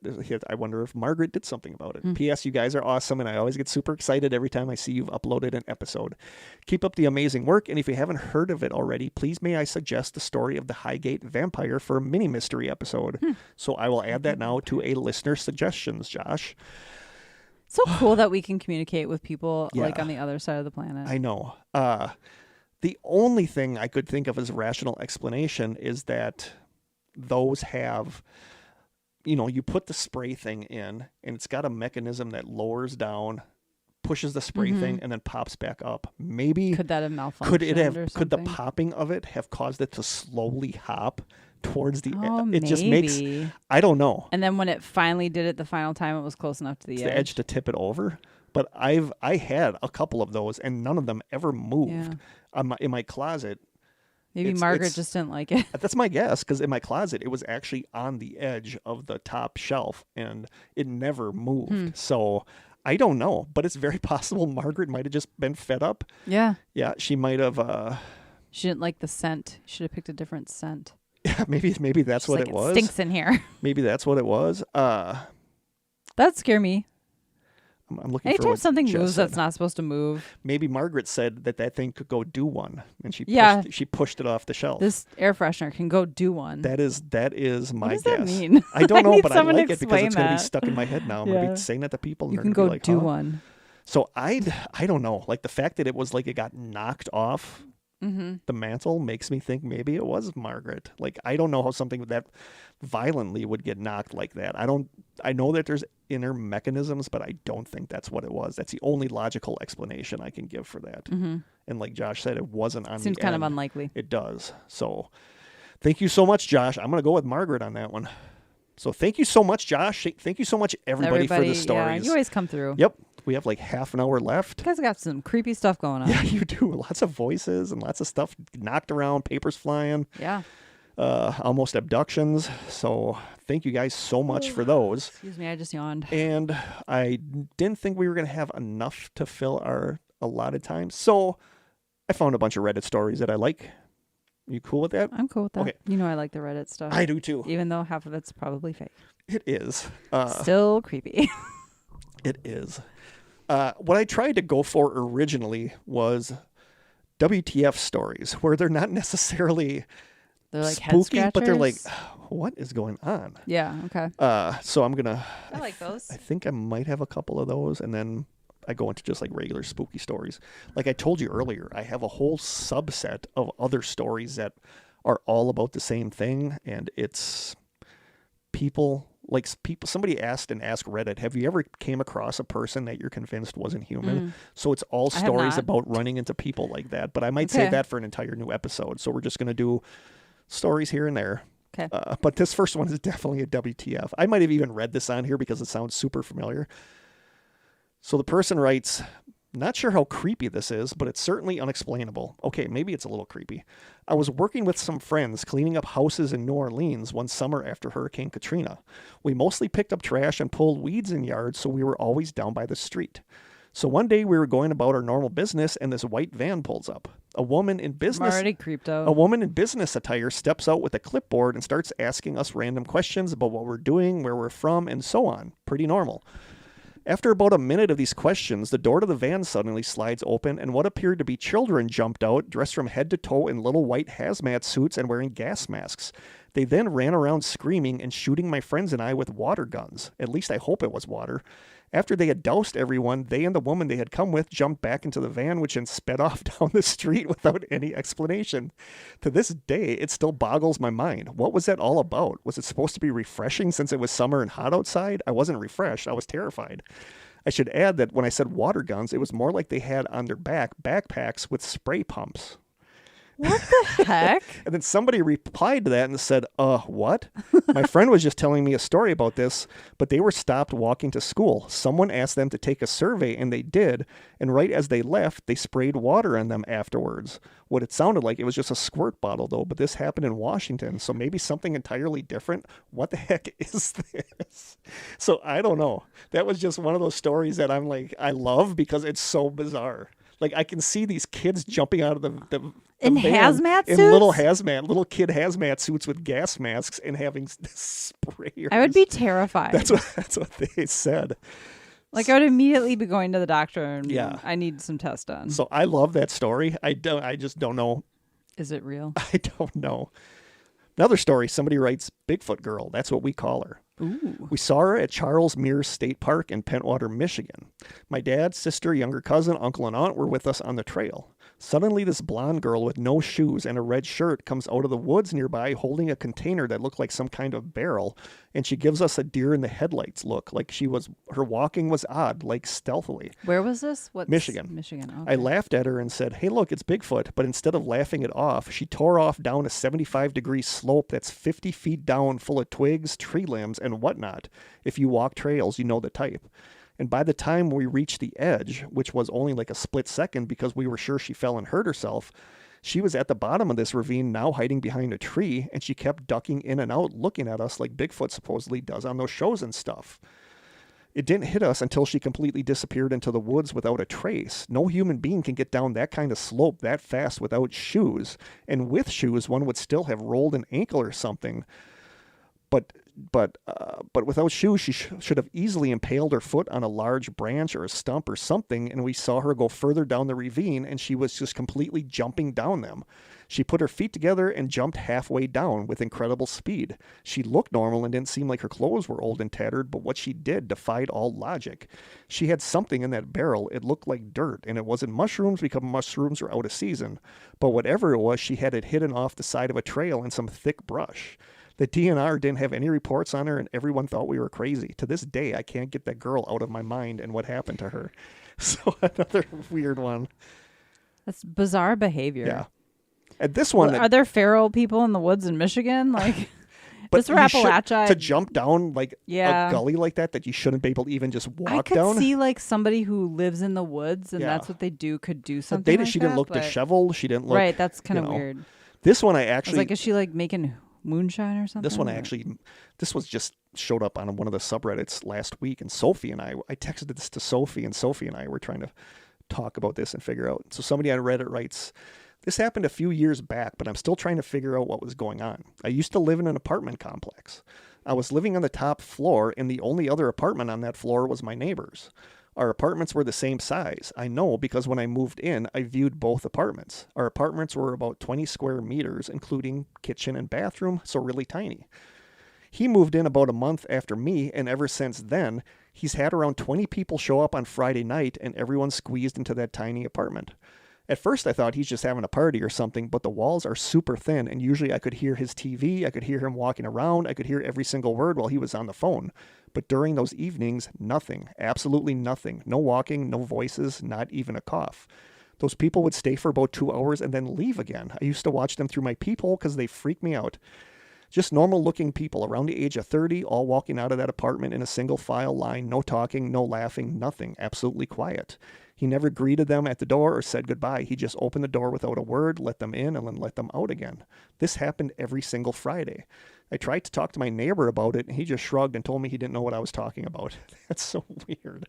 I asked my other neighbors about it, and they never noticed anything weird, but they were all elderly, so they probably wouldn't have been outside their apartment when the guy showed up around 9 and left around 11. I once had a friend over to make sure I wasn't going crazy and imagining things. She saw them too, and when they left, she opened the door and asked them what they were doing. The guys just looked at her, and one of them apologized if they were being too loud, and then they all just left.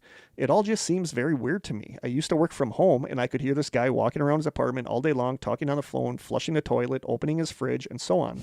But suddenly, whenever these guys showed up, everything goes super quiet. If they talked or moved around, I would have heard them. I heard them walk into the apartment, but then everything went completely quiet. So I feel like I have to assume that they're all just standing there because there ain't no way 20 people are going to be able to sit down in that apartment and then they just leave after 2 hours. No greetings, no goodbye. I'm not even sure if it's always the same 20 guys. Is there something obvious that I'm missing? What the hell has been going on in that apartment? It's been bothering me for years now, and I feel like I won't be able to let it go until I know what's been going on in that stupid apartment. I keep thinking it's like some kind of meditation group. That's what other people have said, but then somebody... But why would they not said, just say that? Well, but then the guy said you would still hear the guy like leading them through unless everybody has headphones on. Or not everybody needs a guided meditation. A lot of people don't use anything. They just meditate. But you would still hear some movement. You would hear Maybe. something. So that one always like weirded me out. Like, I don't know. Especially since like the guy said he didn't know what the guy was talking about. Yeah, it'd be weird. You wouldn't hide it if it were just meditation. No, so it's just that one really weirded me out. Here's one for you. From Reddit. I'm a 28-year-old man who lives alone, and well, no one is going to believe me, but I was reading Odd Thomas. Ooh, very nice. And I believe you. As I neared the end of the book, I started to feel weird. Day after day, my room would get cold, and I was feeling extra tired. On one of those days, I was in my house taking a shower, and I thought I heard the back door open. I was heading out to pick up a friend and have a few drinks, so I thought he might have changed his mind and decided to just come over. I even yelled, "I'm in the shower, grab a beer if you want," but then I got no response. I turned the water off, grabbed a towel, checked the house, and no one was there, and the back door was closed. I got back into the shower and finished up, and as I was changing, I swore I heard the back door open again. I put my clothes on to investigate, and once again, nothing. But I was starting to feel very tense and decided just to get the heck out of there. I grabbed my keys and headed for the back door, but when I got to the stairs, a pile of magazines I had on the back porch were strewn all over the stairs as if someone took the pile and threw them into the air. I was so freaked out that I didn't even bother to pick them up. I headed right out the door and into my car and sped off to get my friend. A few days later, I was trying to sleep, and it got super cold in my apartment. In fact, it was so cold I remember shivering under the covers. I eventually forced myself to get up and spent the night watching television. The next day, I'm ashamed to admit this, but I invited my father over to have a few drinks and hang out. I purposely started feeding him whiskey so he would get too drunk to drive home, and he'd have to stay the night. Oh my gosh. At this point, I hadn't had a full night's sleep in days. That night, a bit drunk myself, but happy my plan had worked, I slept better than I had in a long time. Just knowing he was down the hall put me at ease. However, in the morning when I was washing my face, I noticed a mark on my forehead. As I got closer to the mirror to examine it, I realized it was the Roman numerals 11 scratched into my head near my hairline. I know, I couldn't believe it either. And I don't mean kind of looked like the Roman numerals X and 1. I mean, it looked like someone used a ruler while doing it, and it was that exact. They were about 1.5 inches long and wide, very uniform. I was just really freaked out, and my dad was just as baffled. Then he pointed out and said it could either be a 9 or 11 when reversed in the mirror. I remember my stomach dropping when he said that. He kept saying it was all just a coincidence, that I must have scratched on a zipper or something, even though I have pillowcases. You could tell, though, the way he was speaking, he was as freaked out as I was. I finished that book a day or two later. I recommended it to a friend and told him he could have my copy. I wasn't being nice. There was something about that book. I had to get rid of it. Huh. The weirdness I was feeling went away, and I haven't had an incident since. And my friend never mentioned anything weird happening to him when he got the book. I love that book, by the way. I was going to read the series, but I stopped after the first one because of what had happened. When I was feeling weird, cold, hearing noises, my mind would stick on that book. Not even the story exactly, just the object itself, the book. It's hard to put into words. It was like I couldn't get the image out of my head at times. Side note, it might have been a potentially crappy thing to do to a friend, but I didn't even mention what had happened to me, and I felt like it was connected to the book. I just didn't tell my friend. It's something you don't tell anyone. He loved the book and went on to read the next 2 in the series and can't understand why I haven't. So there's a Odd Thomas story for you. Yeah. I mean, maybe the book had some kind of physical attachment to it. Bless you. Thank you. That's very possible. But then why wasn't it to the friend? So that's interesting because Dana and Greg Newkirk have been they talk about that a lot. Yeah. That a lot of the objects Yes. that they're sent, It's almost- nothing it's- happens when No. they get them. And I don't remember if they specifically said this, but it's almost like a symbiotic relationship where the book It's a needs to be with connection. you to be haunted. Yes. But it can still be haunted, but only with you. Right. Or You that know? you're associating some kind of trauma with Yes. the object, and so you're the only person who's going to have an experience with Yes. it. Yep. Okay, this one got a big nope from me at one point. You'll I think it will for you too. Okay.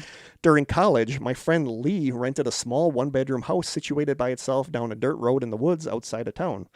I hung out there quite a bit. It was a great place to build a fire, drink beer, and listen to jazz. But we soon came to call it the Blair Witch House because of all the creepy stuff that constantly happened. Frequently, country music could be heard coming from outside the house when we That's were creepy. inside, but the music would stop as soon as you stepped outside to investigate. No one was ever around. I'd be happy with that. I like country music. I'd be happy with that. If it were old-timey music, that'd be different. You That'd know be what I mean? creepy, yeah. That'd be creepy. We constantly caught glimpses of movement out of the corner of our eyes when we were indoors. Things would always go missing and then inexplicably turn up where we had previously searched. Once, his .38 that we kept under his pillow. Who keeps a gun under their pillow? Once, his .38 that he kept under his pillow went missing. That really freaked us out, and we tore the place apart I'd looking be so for it. afraid of shooting I would myself in too. the middle of the night. I would too. We found it later on the I couch. know that's not how guns work, No. but still. We found it later on the couch in plain sight. We kept it in a lockbox after that. The creepiest thing, though, was that there were no animals. If you've ever lived in a rural area, you know that animals are common. However, there were never any raccoons, possums, squirrels, armadillos, or deer in the yard, ever. Lee bought a dog that he named 50 Cent. At first, there were no problems. Later, Fiddy refused to go in the house. He would sit in the living Got a room. little too gangsta. He would sit in the living room and look out into the unoccupied bedroom. That's a big creep. Anytime an Yeah, animal your pets is looking are... into an unoccupied Yep. bedroom, it was always just unnerving. Several times he would whine to go outside, and then he refused to come back in. Later, he just stayed outside all the time. Even if it was raining, he would crawl under the truck rather than come back inside. One day, Fiddy just wasn't there anymore. We'd look for him, put flyers along the road, ask the neighbors down the road, had the animal shelter keep an eye out for him, but no luck. He was gone. Poor Fiddy. The last straw for Lee was a bizarre occurrence that happened one night when I stayed there. I frequently would drink too much and crash on the couch. I was asleep on the couch in the wee hours when Lee woke me up by yelling at me and calling me an a-hole for almost giving him a heart attack. Oh. He kept yelling at me, he kept yelling about me almost getting shot.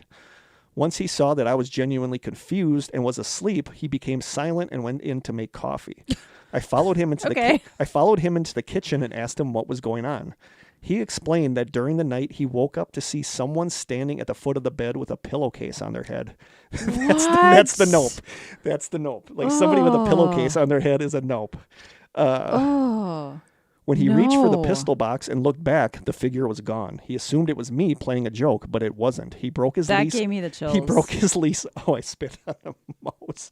He broke his lease a week later and moved into a crappy apartment in town. So yeah, No. on the list of things I never want to see standing at the end of my bed, A person a with a dude wearing a pillowcase on their pillowcase on their head. Yuck. You know, was someone killed and like pillowcase put over their head? I don't know. I don't like it. This next one is what I want to delve into again in a episode that we've already done. Somebody on Reddit writes, when my sister was tiny, she would emphatically tell my mom how happy she was to be in her new family. When my mom asked her what she meant, my sister casually mentioned that before she was in her egg, she had another family. She would get this faraway look and talk about how her husband wasn't nice and then smile and say something about how much her new family loved her. She would bring this up often, and one day my mom decided to ask questions. When asked, why wasn't your husband nice, my sister looked my mom dead in the eyes and said, he would hurt me. He was not a good person. My mom must have looked worried because my sister said, don't worry, Mommy. I killed him so he couldn't hurt me anymore, and then I went into my egg. Oh. So yeah, my sister's past life may have ended with a double murder. She was insistent for years that she would never get a husband. And then somebody replied to this, and this is interesting because this goes back to that message about me. Somebody said, my son told me that when you die, you come back as the opposite sex. Oh, interesting. Which is interesting, and I never remember hearing that before. So if we do another episode about reincarnation, I want to look at that. Yeah, I'd be interested to know if most people were the opposite sex in their... Yeah. Oh, interesting. Yeah. Somebody else on Reddit writes, my parents bought their dream house for a steal after the previous owner had passed away and it was listed way below market value. My sister and I lived close by and would visit often with our families. Since no one in my family ever really believed in the paranormal, when things first started to go missing and ended up in weird places, we just rationalized it with things getting misplaced in a big new home. But I knew something was definitely not right one day when I stayed alone in the house after my mom had taken my daughter out shopping. I went to clean up my daughter's toys in the guest room she stayed in when she spent the night there. I distinctively remember tucking 3 of her dolls in center of the bed I had just made. I placed each doll halfway under the covers with their little arms outside the blanket tucked in like they were getting ready for bed. I continued to straighten up and then left the room for a brief moment to bring some more toys to put away. When I walked back into the room, my eyes were immediately drawn to the center of her bed. I stood in utter shock as I stared at the 3 dolls perfectly tucked into the undisturbed covers. This time, however, I wasn't looking at their faces. I was staring at the back of 3 sets of doll feet. They were now upside down under the covers. That's so creepy to me. You know, I felt like I had stumbled into a horror movie and immediately left to go for a walk while I waited for someone else to come home. The entire time trying to rationalize how the dolls got turned upside down and around in such a creepy manner. When my dad showed up about 20 minutes later, I showed him the dolls and told him what happened. Instead of being met with skepticism, he surprisingly believed me.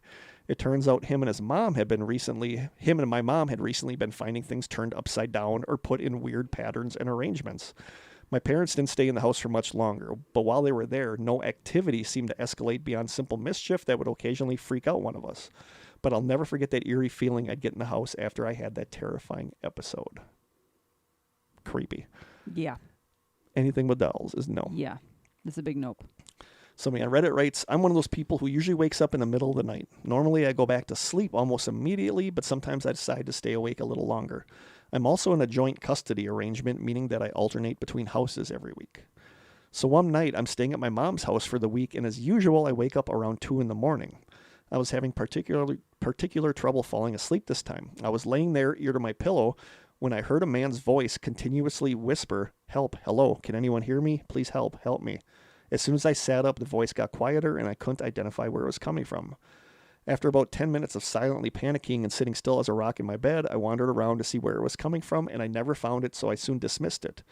It didn't stop whispering. All I could do was try to sleep, which I eventually did. A few nights later, I heard the same thing again, only it started quieter than it did the first time.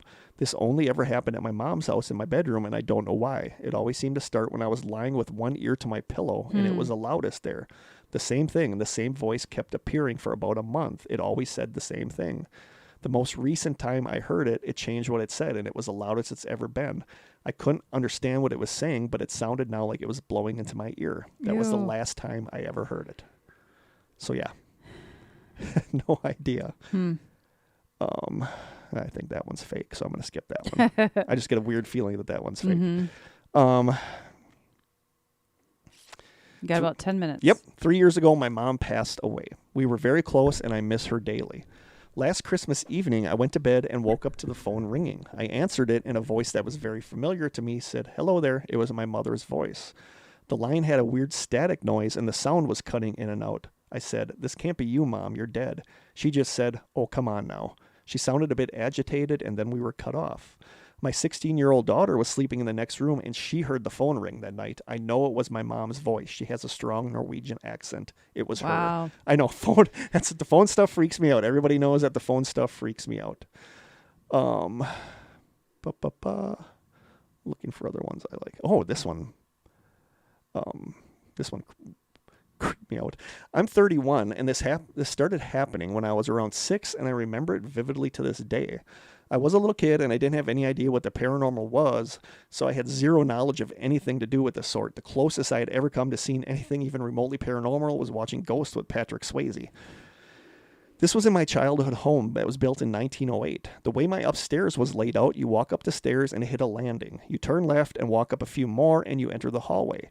To the right was my brother's bedroom and a bathroom. To the left was my bedroom and my parents' bedroom. I slept with the bedroom door open because I was afraid of the dark, and we left the bathroom light on slightly to illuminate the hall. So 1, we wouldn't trip at night going to the bathroom, and number 2, it gave me a killer nightlight that would reflect off my door. My parents, my brother, and parents slept with their doors shut, so it worked perfectly. To paint the picture better, my bedroom was on one side of the hall on one end and the bathroom on the other. My headboard of my waterbed was against the wall leading to the hall directly next to my doorway. The bathroom had a rotating adjustable light that was on a round pop switch. The only way to adjust the light would be to depress the switch and then start turning it. There was no other way to alter the light, and to turn it off, you would have to rotate it all the way until it popped. For years, I would wake up in the middle of the night for no reason, and I wouldn't be able to get back to sleep. 2 or 3 in the morning usually, and since I was so young, I would just lay there and try to fall back asleep, but couldn't no matter how hard I tried. I was wired awake for some reason, so I would eventually lay in bed and rock myself in the waterbed while staring at the light from the bathroom reflecting on my door. Waterbed. Yep. After a while, I would notice Did you have a waterbed? Yes, I did when I was a kid. Too. Yep. After a while, I would notice the light getting slowly darker and darker and then darker in the reflection until the light would completely turn off, but I never heard a pop. Being 6, I had no idea what was going on, so I would get up, walk down the hall, turn the knob back on, and go to bed and immediately fall asleep. This would proceed to happen for a couple of times a week for 2 years. I would wake up in the middle of the night, stare at my door, because I already knew it was coming. The light would dim and then shut off. Sometimes it would dim a little and hold, sometimes it would turn down really slowly. But it would never happen if I got out of bed and looked at the bathroom. Everything would just stop. I never understood what was happening. I was too young, but I knew something was weird about it. I wake up one night to my head sinking into my bed and my pillow falling onto the floor by the doorway. Remember, I'm in a waterbed, so there's raised edges to stop you from falling out if you sink in because, waterbed. I'm confused at first, but don't think anything of it. I pull myself over the edge of my bed, grab my pillow, and go back to sleep. Then it happens again. Wake up, head sinking into the bed, hear the pillow hit the floor. Now, this had never happened before because if you think about it, it can't. My pillow is defying gravity right now because magically getting out from under my head. I repeat the same motion again, roll over, and go to sleep. It happens again. Head dips, pillow thumps, I'm awake. Now I'm irritated, and I get up and I go to the bathroom, flip the switch all the way to max, use the toilet, and go back to bed with the light on full bright, stare at the reflection for a little bit, fall back asleep. I wake up sometime later in the night with the light dimming. I open my eyes midway through the dim. I'm watching it get slowly darker until it goes black again. I don't care now. I'm irritated, I'm tired, and I'm frustrated. So I shut my eyes tight and go back to sleep. I awake to my pillow hitting the floor. Now I'm honestly angry and I think my brother came home and is playing pranks on me, so I throw my pillow back in bed, lay down, shut my eyes, and fake being asleep. I'm going to catch my brother messing with me and I'm going to tell on him. I'm sick of this. I'm sick of him doing this to me.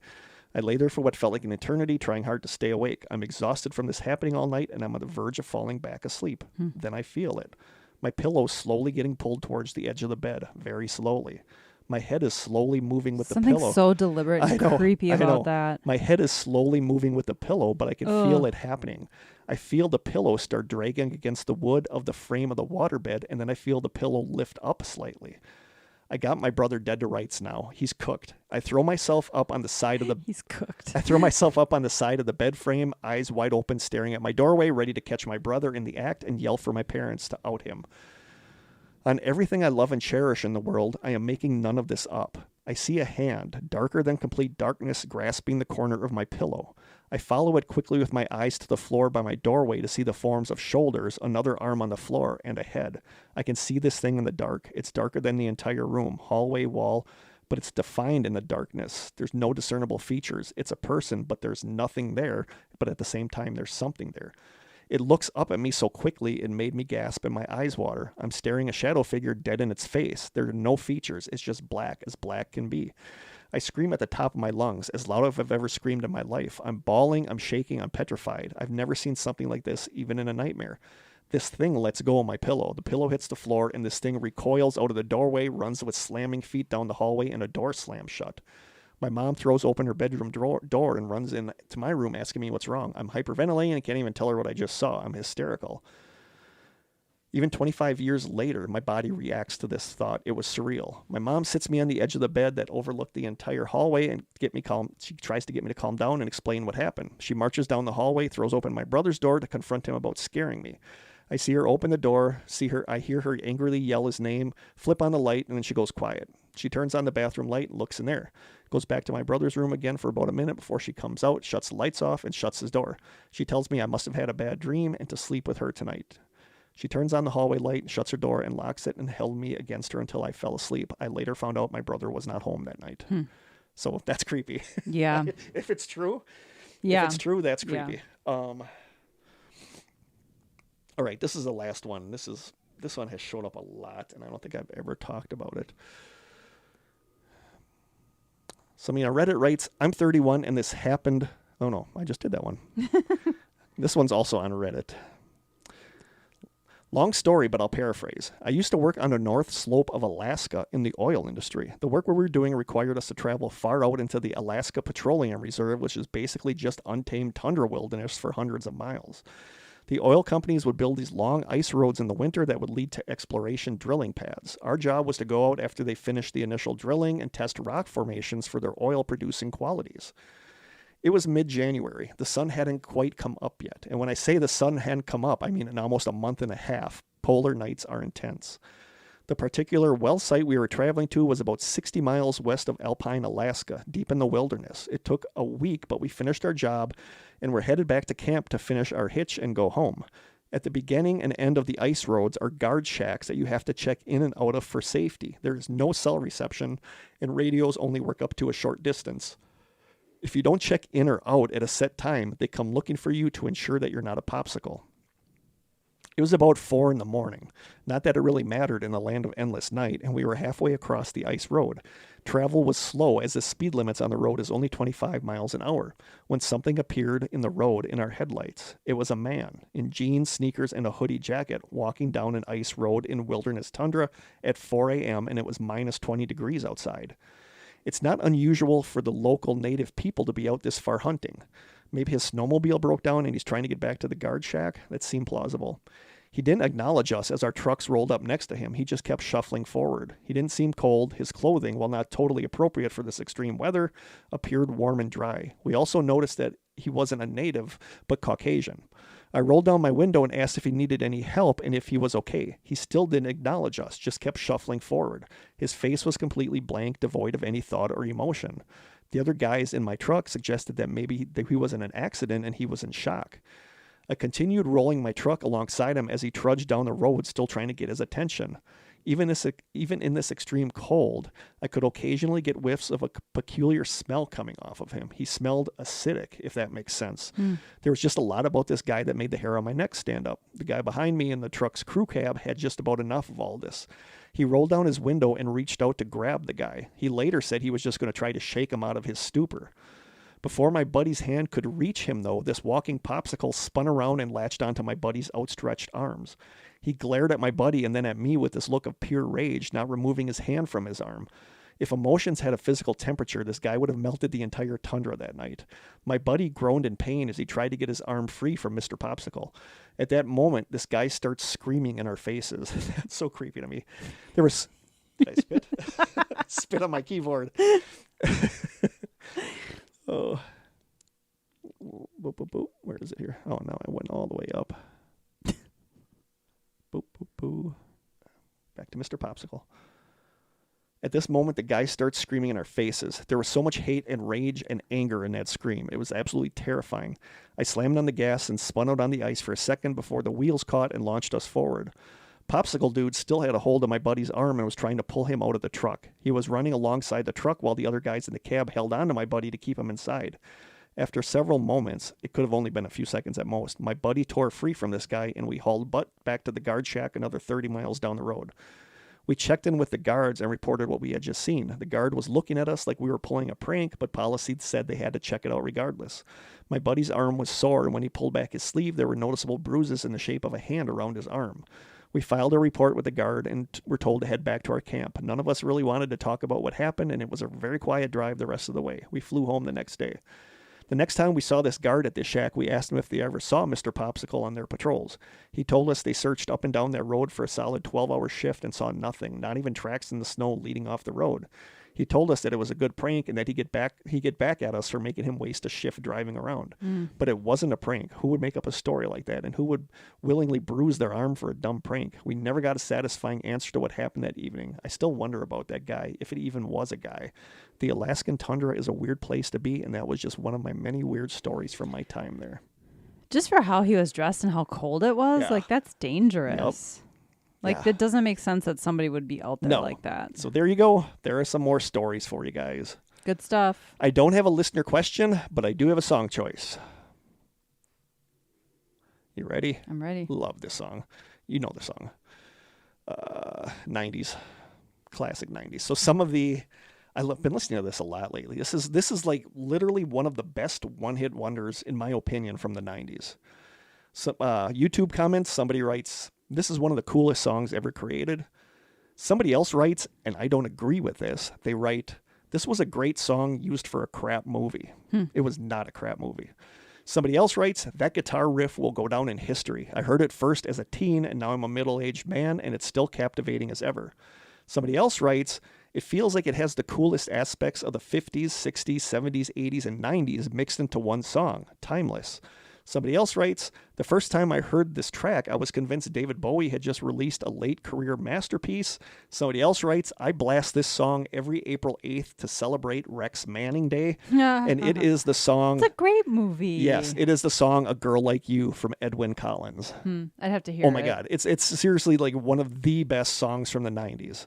You would know it if you I heard love it. that movie. Yeah. Empire Records. Yeah, is who what says we're that's a talking crap about. I movie? That love was a movie. really good movie. So many good people in that movie Yes. too. Yeah. So it is a song "A Girl Like You" from Edwin Collins. Amazing song. The guitar riff in the song in the chorus is so good. So there you go. What else do we got? Deets. You can email us at TheStrangeSessions@gmail.com. We are on Instagram, where Krista does an awesome job at The Strange Sessions. Love our Instagram peeps. You can send postcards and snail mail to The Strange Sessions, P.O. Box 434, Manitowoc, Wisconsin 54221-0434. Or you can call our lonely phone line, like a couple of you did for this episode, at 920-443-9602. And you can always send us listener stories at TheStrangeSessionsStories@gmail.com. We have no resources to post for this one, right? 'Cause No, it's just all listeners? it's all Okay. listeners and Reddit stories. Nice. So none of that stuff. The next one, we will be looking once again at mimics, doppelgangers. I can't wait for that. I know. Those are always... I'm not looking forward to this taste test coming up, but No. I'm looking forward to the topic. I think that taste test is going to make me long for the rotten egg. Yeah, probably. The rotten egg jelly bean. So look at that, right around 2 hours. Yeah, Pretty good. So thank you guys so much. A huge thank you to everybody that sent in stories. We love our listener stories episode. Those are always the best. So thank you so much. We love you guys. We will be back in 2 weeks with mimics, doppelgangers, fleshgates, gin, creepy stuff like that. Like, I'm Sweet. fascinated with mimics. Me too. I don't know what to make of it, but we'll figure it out. So creepy. We'll solve it in the next episode. Oh, will we? Okay. So thank you guys so much for listening. We have a wedding to get ready for today. So BDZ, congratulations on your wedding. Yes. Should be fun. Weather's going to be nice, so Yeah. that's perfect. So thank you guys so much for listening. We love you. And until next time, stay strange.